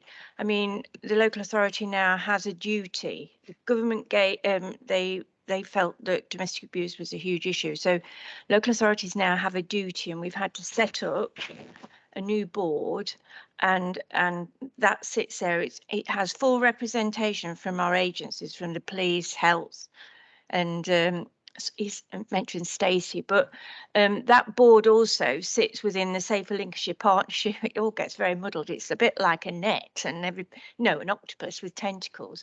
And so I can assure you that it is something that everybody is signed up to. But Chris is right, and actually the Safer Lincolnshire Partnership in other areas still does duplicate a lot. So we will have several committees. I mean, I'm a newbie to this, to the Safer Lincolnshire Partnership. And for me, we have several lots of meetings talking about the same thing. So actually, Chris just stepping aside, but his representative being on the Domestic Abuse Board is the right thing to do, because you can find you're going to meetings, and all sorts of meetings. And I'm not making light of this at all, because the issue you've discussed today are very important issues for the county. But I think we have to realise that officers can't be in 2 or 3 meetings about the same thing. Do you see what I'm saying? So domestic abuse is highly on the agenda of the Adult Safeguarding Board and the Children's Safeguarding Board, but it's just we have this other board now, governance board, that has to be at the top of that, really. I don't doubt that at all, and I'm sure fantastic work's going on. I'm asking how it becomes accountable in the sense to the public, because does the Domestic Abuse Board report to Children and Young People's Scrutiny Committee? Heather, you wish to come in, I think. So I'm desperate. I was desperately Googling, because I do get that it will report and it will have to publish a report. I haven't got those details right here now, but to assure you, the power's placed on the local authority, but it's for a partnership arrangement that mirrors what LSCP have to do. So if I find that information and circulate it round, is that okay, Councillor Parker? But to reassure you, it is a statutory board that we have to run, that is accountable into, you know, it's accountable in lots of different ways, but I haven't got all of the full detail here. Is that okay? If I could come in, Chairman, I know you're probably short of time. In the past, the domestic abuse side of the Stay Safe Partnership reported in to the public protection scrutiny of this council. So it was held accountable by your public protection committee, and it's not my decision, but I assume probably similar arrangements will continue in the future. So they are subject to scrutiny by this council, but a different scrutiny committee. The other thing is that I chair what we have in Lincolnshire called the Public Protection Board, which is quite unique. Not many other counties have this, and that is a coordinating body. It's not a statutory body, but it's a coordinating body that brings all the partnerships together to ensure that we're not following each other on the same roads, that we're working with one theme, that everybody is protected in Lincolnshire. whether it be from adult safeguarding, from domestic abuse, from children's safeguarding, from MAPA, the multi-agency public protection arrangements. All the chairs and the business managers of those different areas come to the Public Protection Board. Thank you, Chris. Yes, I've just had it confirmed to me that that's the case. Thanks very much. Now we have a question from Councillor Whittington. I think in view of the time, we'll have to make that the last question. Thanks, Mr. Chairman. Just a couple of questions around child deaths, and with the comment factor being identified cigarette smoking.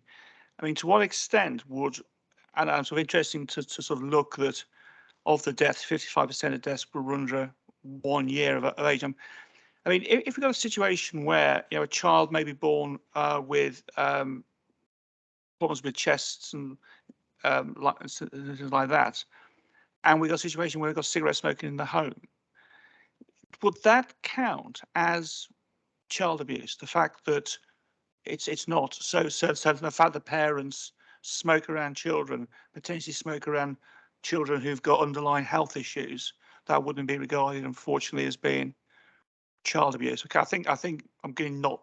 I think that's so yes. So for me, that's a real concern, obviously, because you know you'd hope that you could take some action there.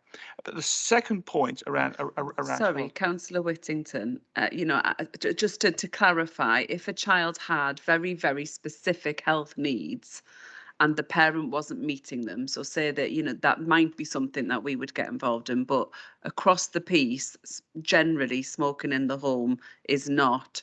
It's not illegal. It's something that parents are, you know, are able to do. And just for the deaths under 1, I just want to be really clear. So if a child is born to at 26 weeks and a gestation and lives for a few days and dies, that's all part of it. A lot of those babies will have been born prematurely with genetic and chromosomal abnormalities. So we're looking at a really small cohort, and that makes it statistically difficult for us to say what are the themes across here. But yeah. Thanks, Heather. Thanks for clarifying that. Sorry. And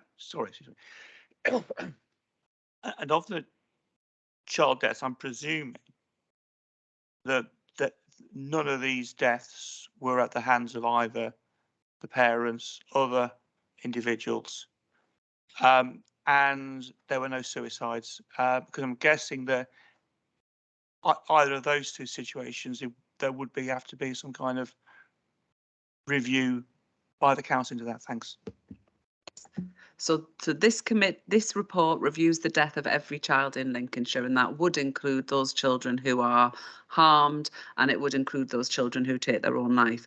What we then do for every child death in Lincolnshire, the agencies will have a consideration as to whether we need to do a lessons learned exercise, and that's where we'll do a rapid review.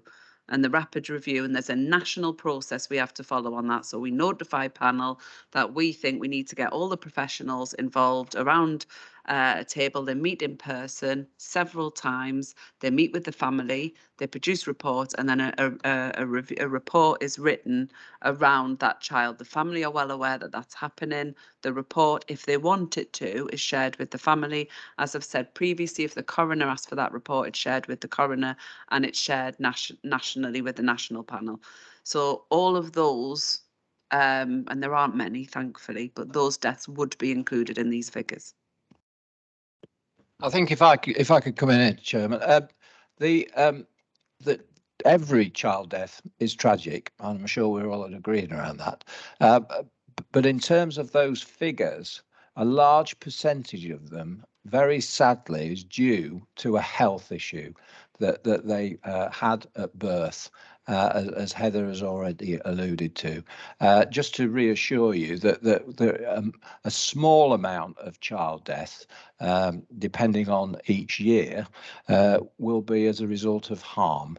But the major causes of this are heart problems, for example, a baby born with congenital heart defect or something like that. Very tragic, very sad, but not as a result of harm. And I would just add to that, because the way in which the report is written, it says the modifiable factors were identified in 58%, the most significant being the smoking, and it might, if there was national intervention, reduce the risk of future child deaths. It doesn't mean that the smoking led to the death. So the smoking may have led to a premature birth, the smoking may have led to a light weight at birth. And so it's just to be clear, we're not saying that in nearly 60% of these cases that those children wouldn't have died if their parents hadn't smoked. And I think it's just really important that we're clear about what the report is saying and what it's not saying. Thank you, Heather. I think, Stacey, did you wish to come in just on It this? was just a very quick one. Obviously, the chart in the report is very high level, and apologies, obviously, Councillor Carter mentioned it before. The full report from the Child Death Overview Panel, I think, will be recirculated, which will provide a lot more detail and hopefully answer some of the questions and queries that have been raised as well. Thank you very much. We've had quite a detailed discussion this morning, which indicates the gravity of the issue, and I think there can be no greater issue for this committee to discuss than safeguarding children and young people. So if I can just summarise, the actions required of us is we're invited to review and comment on the work and function of the Lincolnshire Safeguarding Children's Partnership and seek assurance of activity by the partnership to safeguard and promote the welfare of children in Lincolnshire. I therefore propose that the committee is reviewed and been assured of the work of the partnership to safeguard and promote the welfare of children in Lincolnshire, and that we receive a further annual update in April 2023. But I'd also like to add that, and Tracy has noted this, a number of comments from members and suggestions and actions that we might take, and I'd thank everyone for those, and we'll put those down. Tracy's noted them, a number of great ideas that have come from members this morning. So can I just ask if members agree with my proposal? Please raise your hand.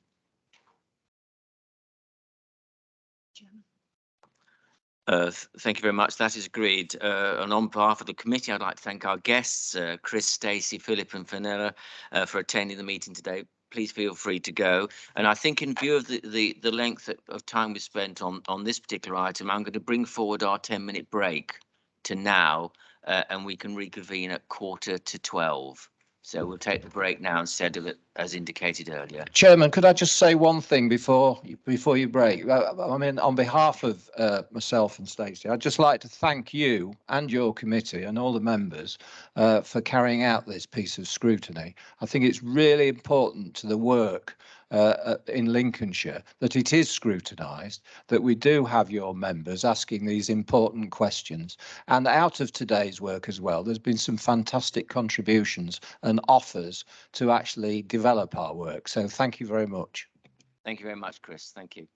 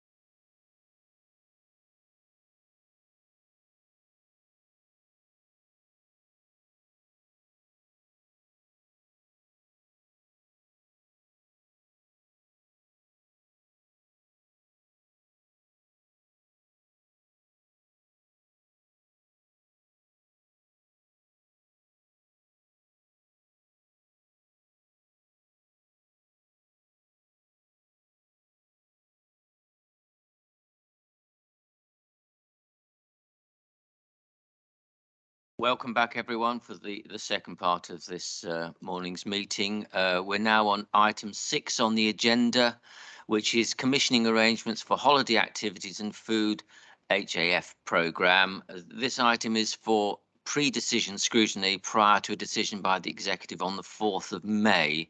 And I'd like to welcome Charlotte Gray, Head of Service Children's Strategic Commissioning, who are presenting this report.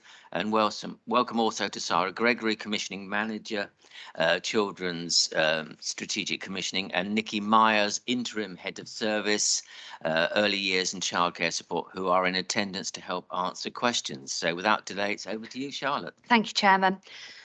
So since 2018, the government have funded the Holiday Activities and Food Programme, or HAF as it's referred to, as a pilot to support children in receipt of benefits related free school meals during the school holidays, in terms of providing them with enriching activities and hot meals during that time.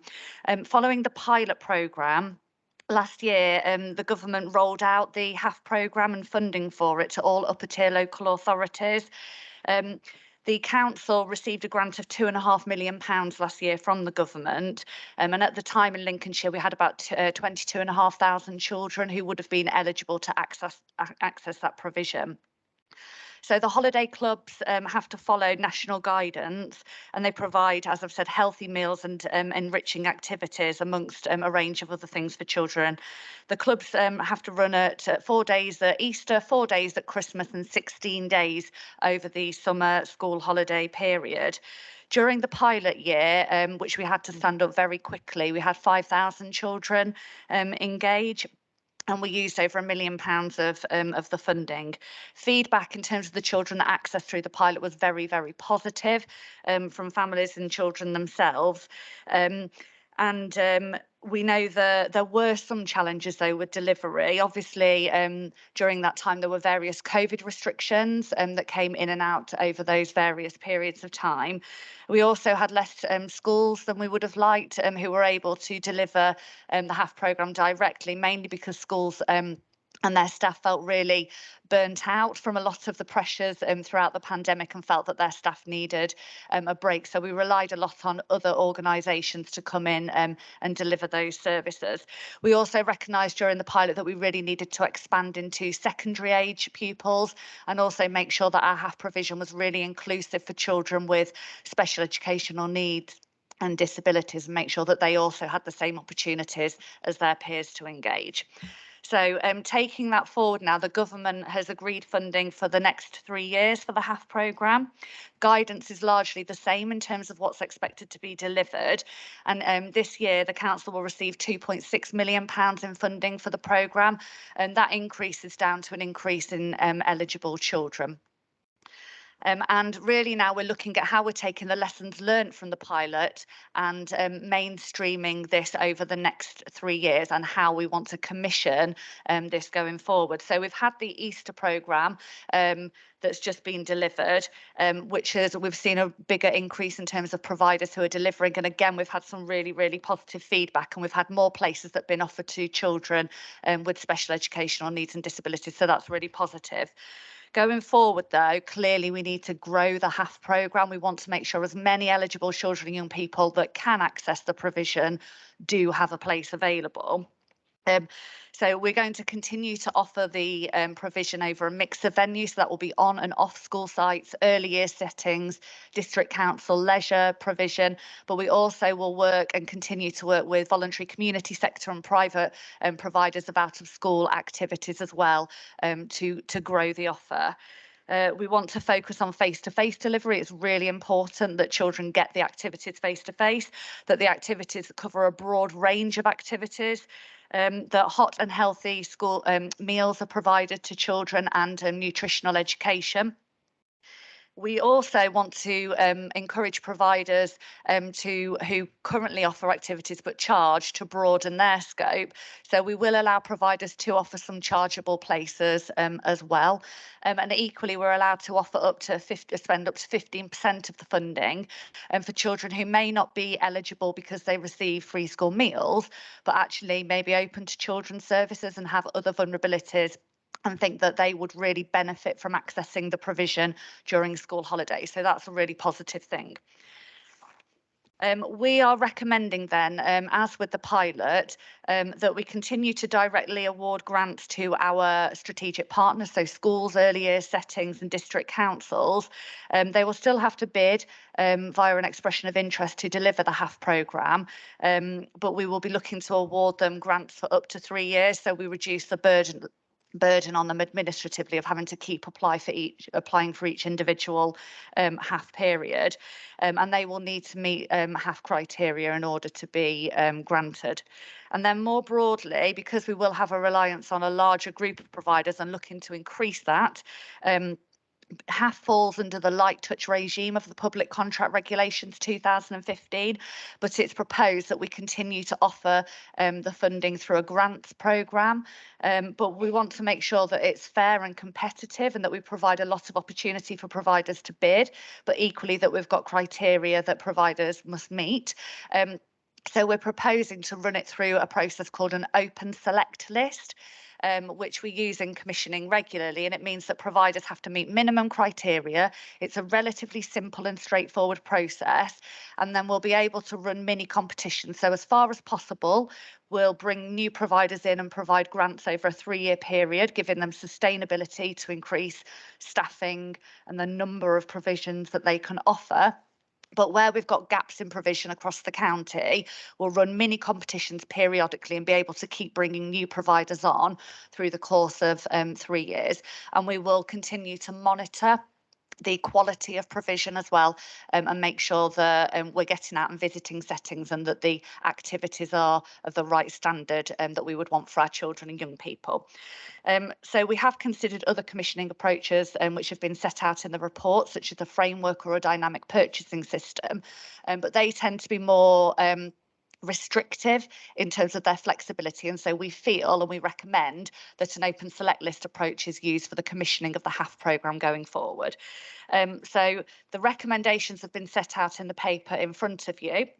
And we're asking executive, when they make their decision, to approve the model that's been described in the paper going forward for delivery, that they approve the establishment of an open select list as the commissioning methodology through which we'll engage with third-party providers, that will continue to directly award grants to our strategic partners to provide HAF provision, and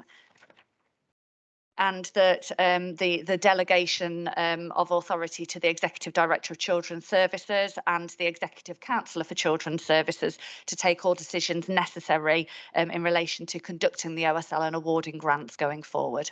Thank you. So thanks very much, Charlotte. I'd like to invite members of the committee to comment on the report. Councillor Cleaver. Thank you, Chairman. I have a number of points to make on this. The strongest one, I think, the thing I feel most strongly about is that this service should be available to anyone. I don't like the idea, particularly of segregating off those children who are entitled to free school meals. So I would like the council to strongly prioritise those bids that come in from providers, would-be providers, who are prepared to undertake to make the service available to everybody, albeit obviously that it would be a cost to those who are not entitled to free school meals. And I feel very strongly about that. Another issue that comes up is the question of venues. I wonder how much children would benefit from actually being in a venue which isn't their normal school, which is more of a challenging and a different and a refreshing new experience for them during the school holidays, rather than being stuck in the same classroom in the same building that they spend the other 36 odd weeks of the year in. I notice in my own division that the local rugby club is the premises, one of the providers. I was delighted to see that. So in my division, there's a choice between going to the school or going to the rugby club with a private provider, obviously doing a lot of sport as well as hot meals, which seems like a very good example. I'd love to know how well that went. That went this Easter, actually. Feedback on that. Again, a thing that affects me, particularly in my division. I assume that the service is available to those people who live in Lincolnshire, not those who attend schools in Lincolnshire. So if you attend a school in Lincolnshire, if you attend a school in Rutland, but you actually live in Lincolnshire, you can still benefit from this. And really just a question about monitoring and feedback of the success and the quality of the service provided. How that's going to work, please. But I would like to emphasise very strongly that we should prioritise those providers who are going to offer something to everybody, and not segregate off the children who are entitled to free school meals. Thank you. Yeah, am I all right to respond? Thank you.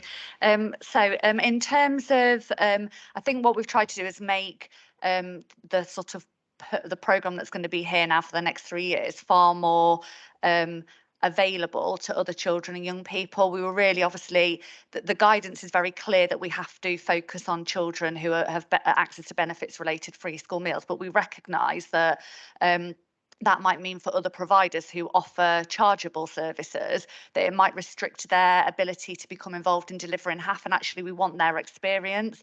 So we're being much more flexible. We may receive some challenge in terms of prioritising and saying you as a priority will be awarded a grant if you offer it for all children and young people, because we have to stick to some quite strict DFE guidance in terms of how we deliver it. However, part of the market engagement that we're undertaking, because what we need to do is go and speak, we're speaking to a lot of providers and trying to grow this, is speaking to providers who haven't necessarily come forward because they're delivering chargeable sessions, but going to them directly and saying, this is how it could work. You could still deliver your sessions, but offer a number of free places to children who would be eligible on this, and trying to grow it that way. So while I don't think we'd be able to put it as a requirement in the grant scheme that you would be a priority if you could deliver it, we certainly, through our market approaching, are very much encouraging a growth from those established providers already. So I hope that provides some assurance. We've got some guidance that we do have to stick to, not unfortunately, because it's there for a good reason. In terms of venues, absolutely, we want a diverse range. So there are, we get the benefit in schools of them not charging us for all of the overheads and things that we might get from some of the private venues. And we've got a sort of limit really in terms of how much we can fund for each place in order to make it viable. So schools are a good venue, and actually a lot of families like to go to their local school because they know and trust it. But we also recognise that we want to enrich children's experiences, and you'll be pleased to know that even if they host it in a school, they can do trips out. So a lot of our HAF provision have been taking children to the castle, for example, or various different places, so they can operate some trips out even if they mainly host in a school. And then in terms of the living in Lincolnshire, can you clarify, Sarah or Nikki, because I don't want to say the wrong thing. So in terms of the grant funding that's given to the local authorities, it is very much based on the number of eligible free school meal children and young people we have in our Lincolnshire schools. So the priority does have to be to those pupils attending Lincolnshire schools. I was going to do the monitoring. So we have to provide central monitoring back to the Department for Education. Every local authority does. So there's some monitoring information that's a requirement for us to collect, but also we've got our own monitoring process, so that's been established through the pilot programme and is being refined and expanded as we scale up the number of providers. So we're going out and doing spot check visits, and we're looking at the quality of food, the quality of the activities that I've undertaken. We're looking at safeguarding policies and procedures, making sure that any food allergies, any cultural cultural needs are being met as well. So there's a whole raft of checks that we have in place, and I would actually invite anybody here to come out and see the provision. I know we've been out, haven't we, over Easter to undertake some monitoring visit, and it's really worth going into your local community and seeing the local HAF provision and what's going on. So if you would like to, we'd be more than happy when we're going out and monitoring for you to accompany us. And then I don't know if that's answered on the monitoring. Is that all right? I mean, just to say, whatever assessment you do of this Easter's, it would be lovely if you could share that with the committee. Yes, we Thank you. we can provide a feedback on that, and then obviously it will be a continual programme of monitoring thereafter. Councillor Cleaver, I just wanted to offer you some reassurances as well. With that money that we receive in, we have got 15% discretionary funding. So we are looking at that with the steering group and looking at what other children that we would want to prioritise to go to those clubs. So taking that point on board, just to clarify. Thanks very much, Nikki. Councillor Parker, I think you're next. Yeah, I had three questions to start with. The first one was around free school meals, which we've dealt with. In any scheme, the second point I wanted to ask about is in any scheme, there's always a hard to reach group. You know, we never get a hit of 100%. And I'm just interested in what will happen to those in relation to those children whose families don't take up the initiative. I don't think there'll be many, but it is about having a spread across the whole county. And Lincolnshire is a big county, and I don't know how we are going to be able to reach out to all points of that and the number of schools we've got. And then finally, the question of the engagement of schools is of importance, because I'm a governor at one school and there's two more in the division that I represent, and most of the teachers, for example, including the head teacher, are very keen on schemes like this, but also want a break after, want a 6-week break after fulfilling their obligation and duties as teachers.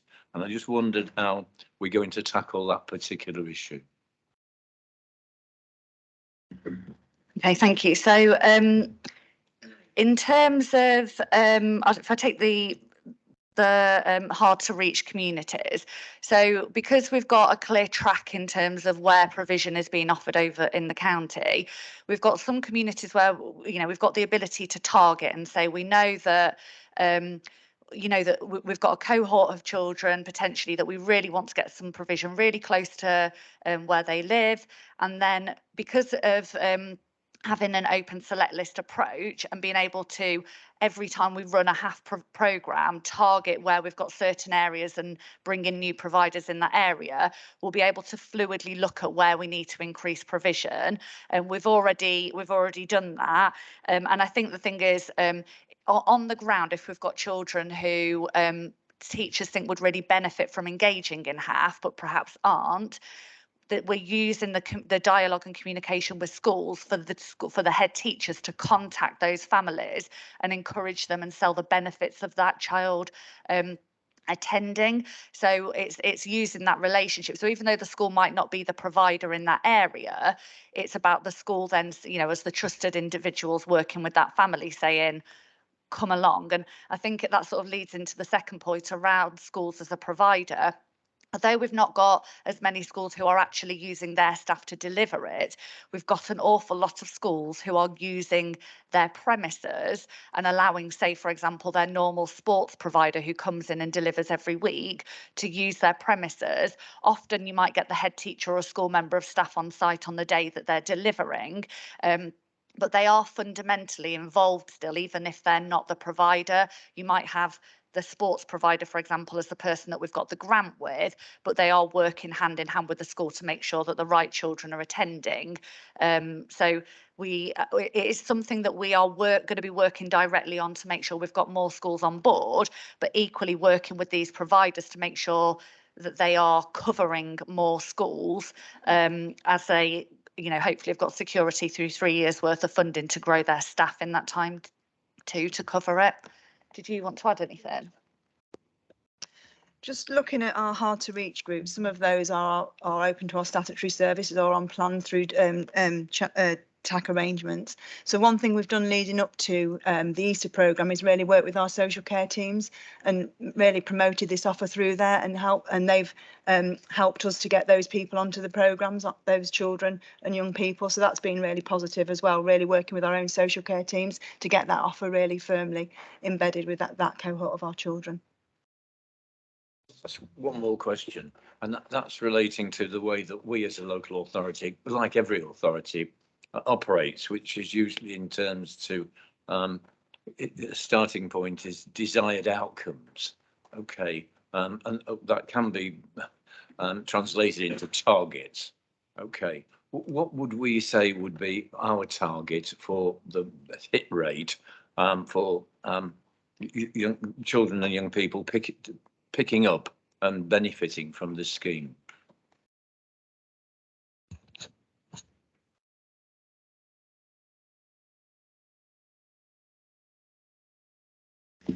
So there isn't, I was just checking whether there was a specific target that had been set through the DfE in terms of the percentage that they'd want us to reach of those children who are eligible.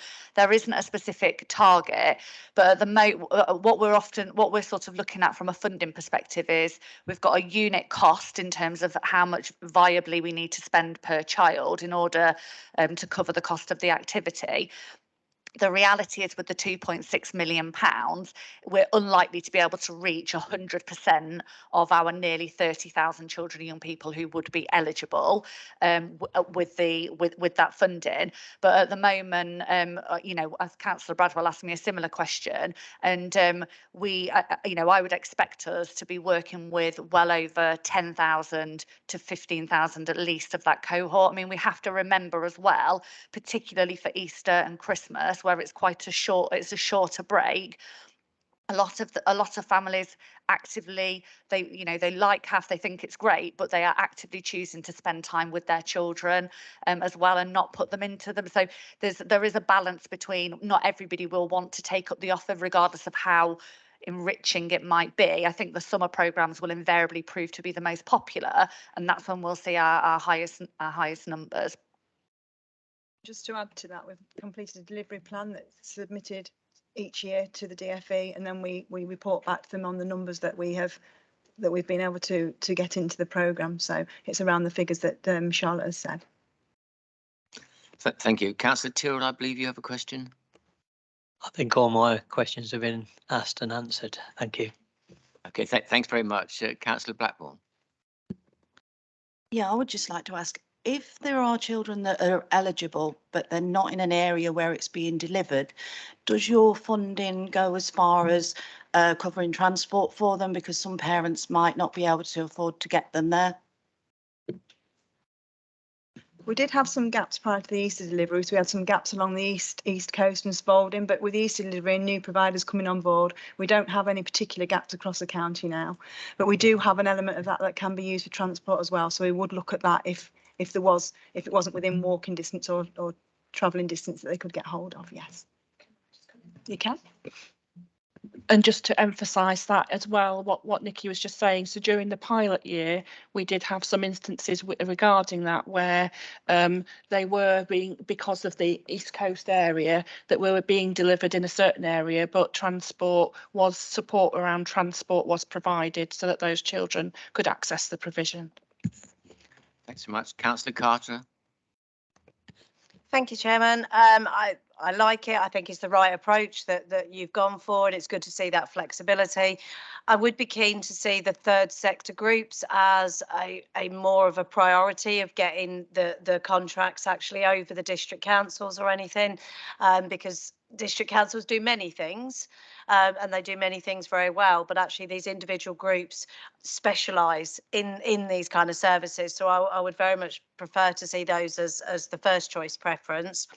I am, of course, very conscious about the funding being spread out evenly across the district, across the county, sorry, and not just about those who do apply in first. So obviously, of course, South Holland for me is of course a priority.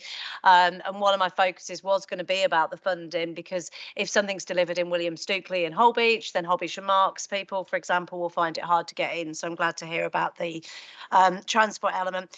The other thing is, for the pilot, we got £2.5 million. And it says on page 46, we spent basically £1 million of that funding. Did it basically just go back? And that was it. How did we compare to other councils? You know, were they giving back as much of that back, or could we maybe have done better? I don't know. Yeah, so I think that to take the point on the VCS, absolutely, they are fundamental in scaling this up. And so we already engaged through the Children and Young People's Voluntary Sector Forum with a significant range of providers, and we're absolutely targeting the VCS through the Voluntary Sector Forum in terms of making sure that they have the opportunity, and we're trying to make sure that the application process is really simple as well and not overly bureaucratic. And offering longer term funding so that people can employ staff to deliver this. So that's one of the things that we're doing in terms of really encouraging VCS to engage in this more. Although we have had a number of providers from that sector already. The funding, obviously, and the targeting of children and young people, it will be based in terms of the population of the children and young people. So obviously we'll have some children in some areas where we've got more who would be eligible, and we will be targeting the funding based on that. So we won't be just saying, oh, well, great, we've got loads of providers in Lincoln, great bids, you can have them. It will be very much about having that spread of provision based on where children need it. And that might fluctuate over 3 years, so which is why we need a flexible approach to commissioning it. And then finally, yes, unfortunately, it was spend it or lose it. However, what I would say is we were asked at very short notice to stand up this provision. And I'm sure you'll appreciate, amongst all of the other things that were busily happening in 2021, that was within existing staff's job. So they were doing it on top of business as usual activity. Other areas were the same and underspent their grant and had to pass it back. Obviously, there were some areas that had been running half since 2018, so they were in a really great position to deliver. We're in a better position now. We've got the pilot there, and so we will obviously be doing everything we can to make sure that our grant is fully spent. Yeah. Thanks very much. Councillor Matthews, I believe you have a question.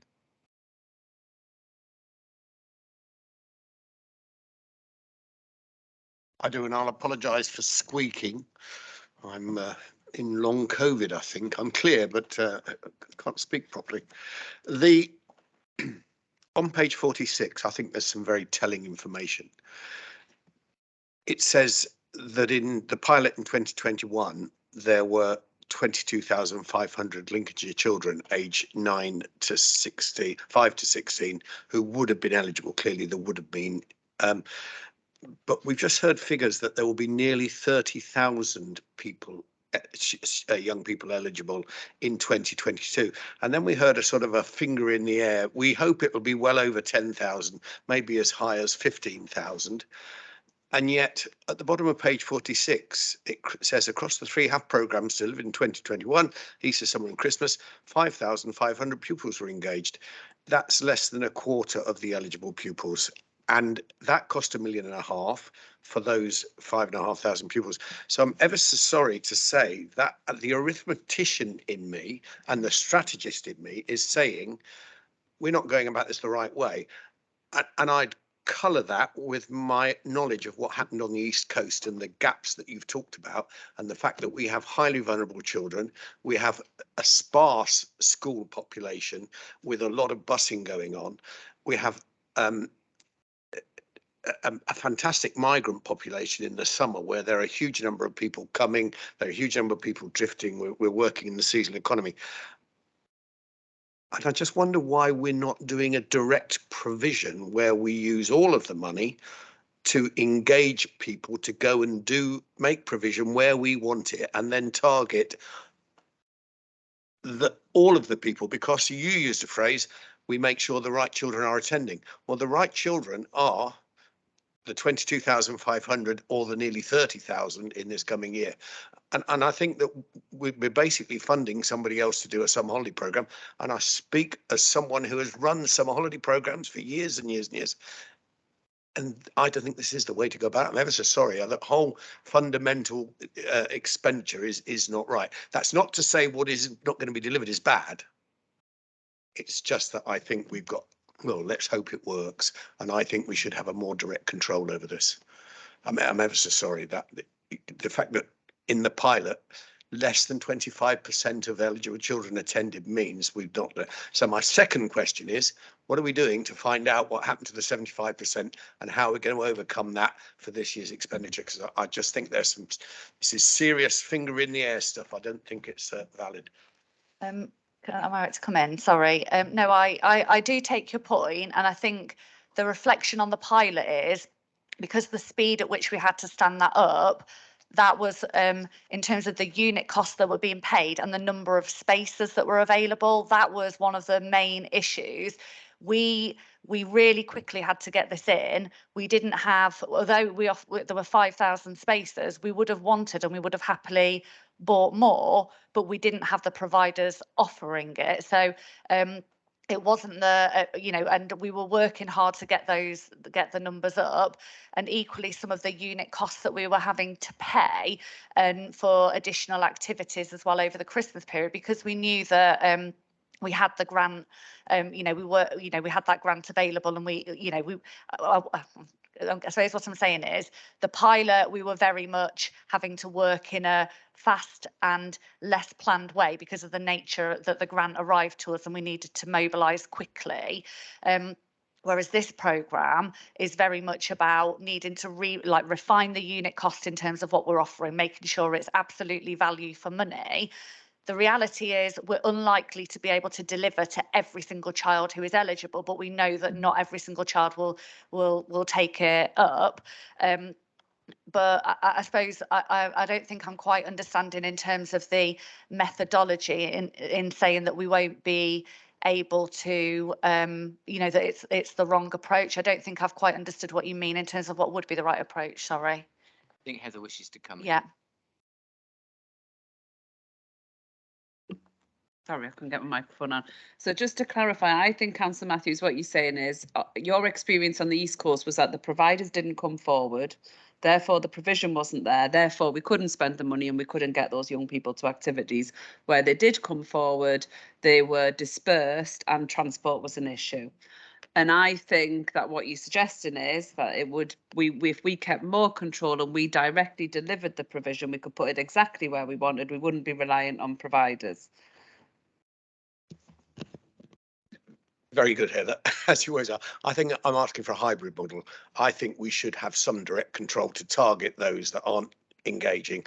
And I think my concern is that, yes, of course, you'll get volunteers who will come forward, who will fund their football programs they were going to run anyway. And they just say, well, we'll charge the county council for those 5 kids that are on free school meals, but they'd have run their summer football program, at the city. And that's all really good. So I'm not criticising the provision. I'm just asking, could we have considered directly commissioning some, freelance entrepreneurs, teachers, Lincolnshire County Council, and then placed it where the need is, where there isn't an offer, in addition to the volunteer scheme that you're running? So just sorry, so just to provide some assurance over the Easter programme, that's the approach we took in terms of when we got all the bids in. What we looked at was where our areas of priority were and looked at ensuring that they were mapped first and then the wider across Lincolnshire.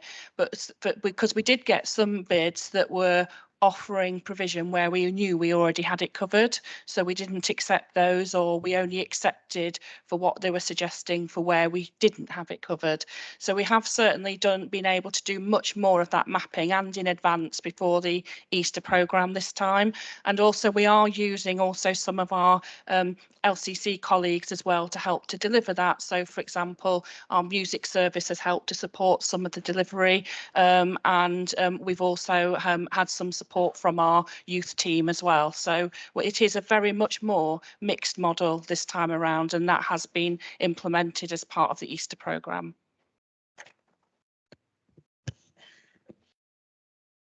May I just ask for, not today, but please could somebody tell me the provision that's been made between Sotheby and Skegness on the East Coast as part of this programme and the continuing programme?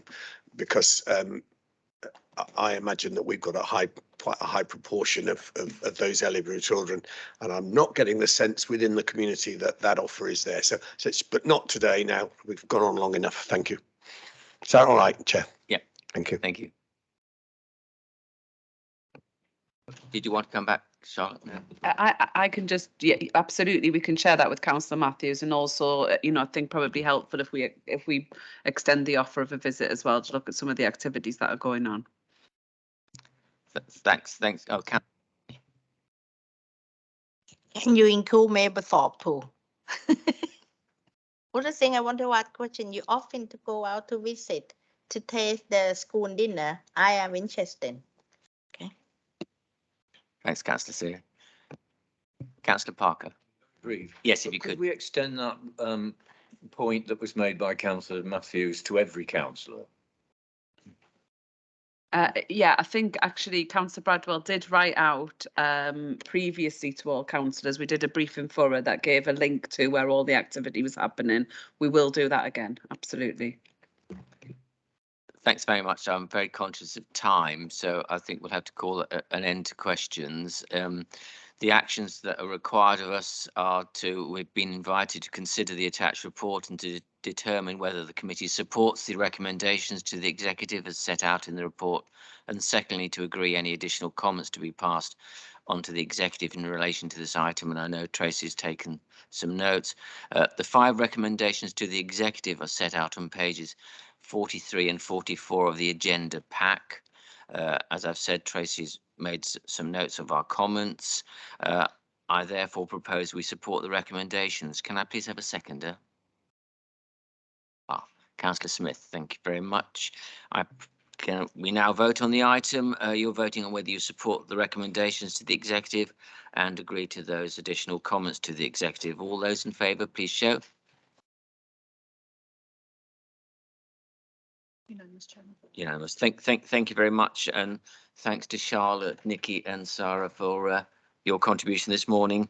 That is supported. We now move on to item 7 on the agenda, which is the proposal to expand capacity at Fourfield Church of England School, Sutterton, which is a final decision. This item is for pre-decision scrutiny prior to a decision by the Executive Councillor for Children's Services, Community Safety and Procurement on the 29th of this month. And I'd like to welcome Matthew Clayton, Admissions and Education Provision Manager, who will be presenting this report. So it's over to you, Matt.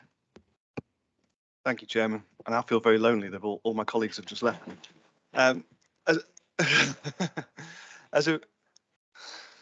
As a bit of background, Sutton Fourfield Church of England School it's a village school just off the A16 between Boston and Spalding. Serves quite a large rural area, including 4 main villages, which is reflected in the Fourfields name of the school. It currently has a PAN or published admission number of 20, which is their official intake number. It was expanded in 2017 by a single classroom, and that took them to 5 full-size classrooms from 4, and it enabled them to overoffer a bulge intake up to 30 in their current year 4. So that was their 2017 intake. In 2018, they took another bulge year, that's their current year 3. And in 2021 again to enable local children to access a school place at their closest village school. And I think that's an important part to make. It is about making local provision for the local children. It's not so more people can attend from further afield to attend a school. It is a local demand. The PAN capacity would actually be 140 if they took to PAN in every year group, but they couldn't have 158 on roll. It's anticipated that a further overoffer may be necessary for 2024, if not before, based on current birth data that we have. As a result of a number of these bulge intakes, they are currently having to use a small former resource space as a 6th classroom, which has left them short of resource space overall.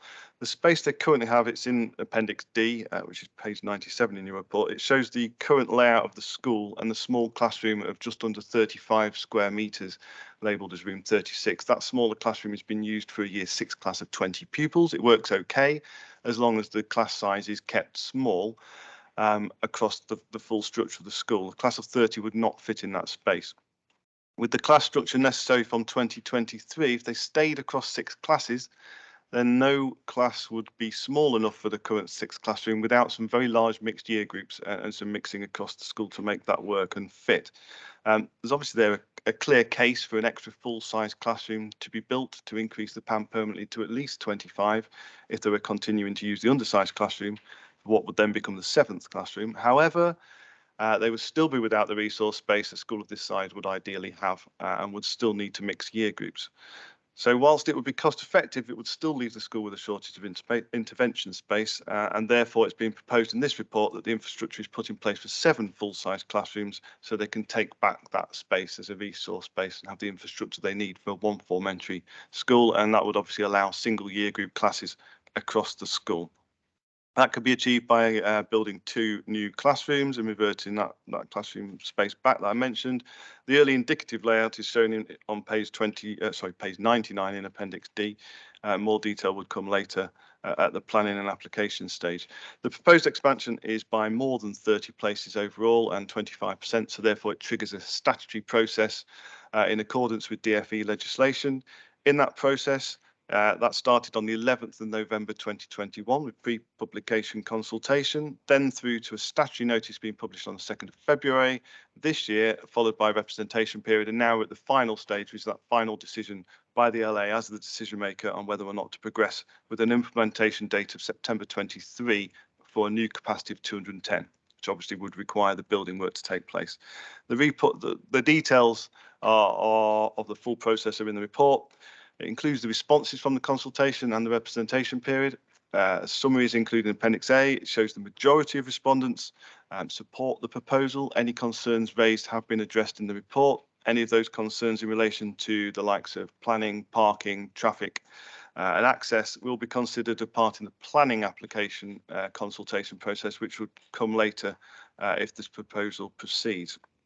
Quite evident, and you may have picked up from the responses, that as with any school in a residential area, parking at pick-up and drop-off time is an issue and a concern for local residents, and this may be something that Highways wish to consider as part of the planning application and would look to address through that process.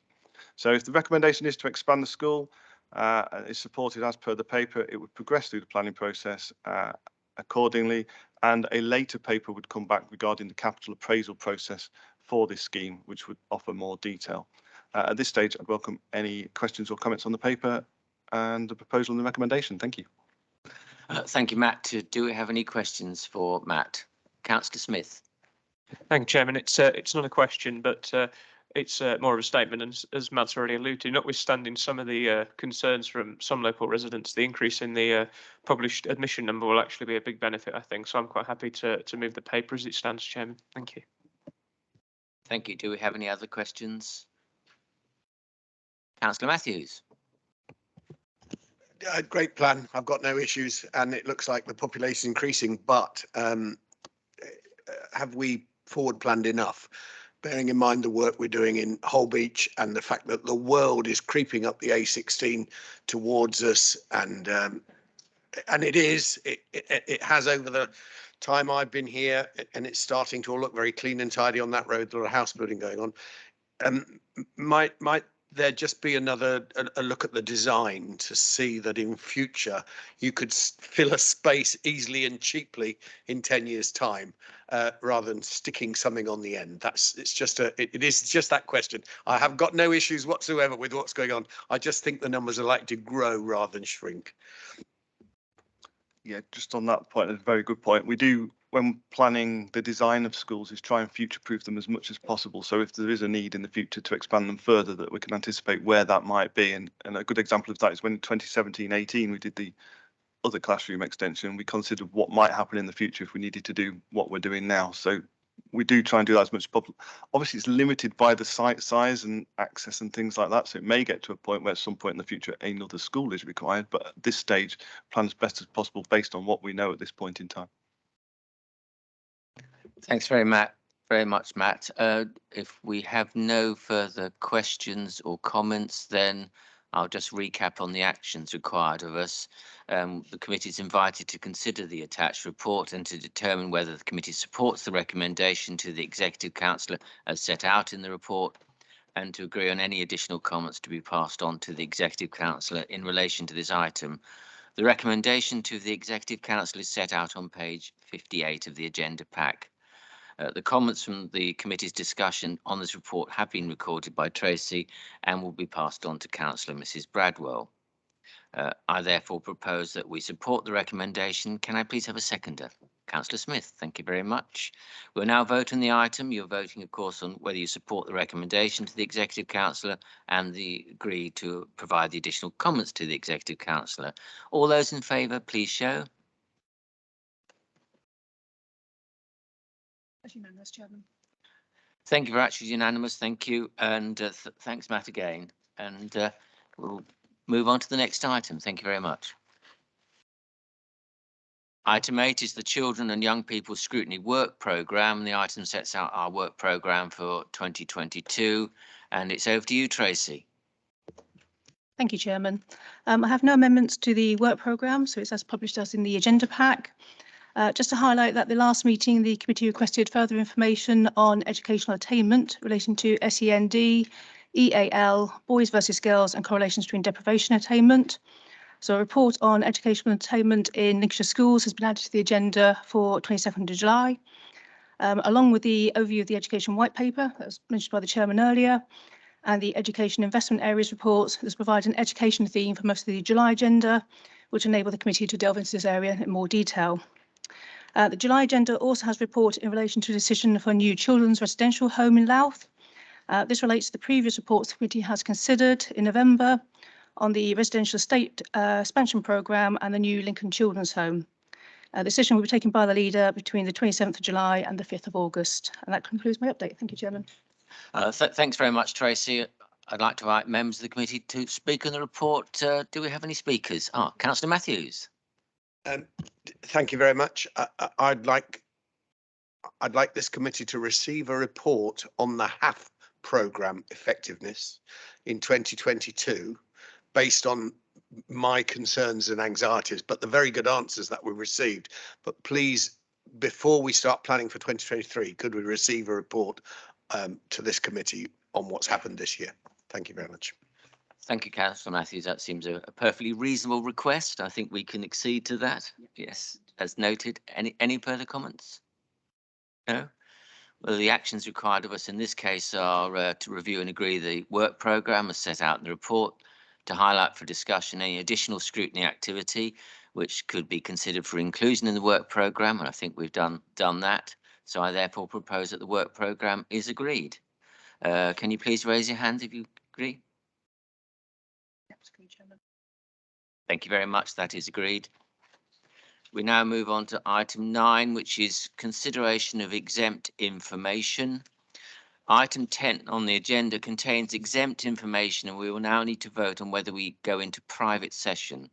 I therefore propose the following motion: that under section 100A(4) of the Local Government Act 1972, the public and press be excluded from the meeting for the following item of business on the grounds that it involves the likely disclosure of exempt information as defined in paragraph 3 of part 1 of Schedule 12A of the Act. Do I have a seconder?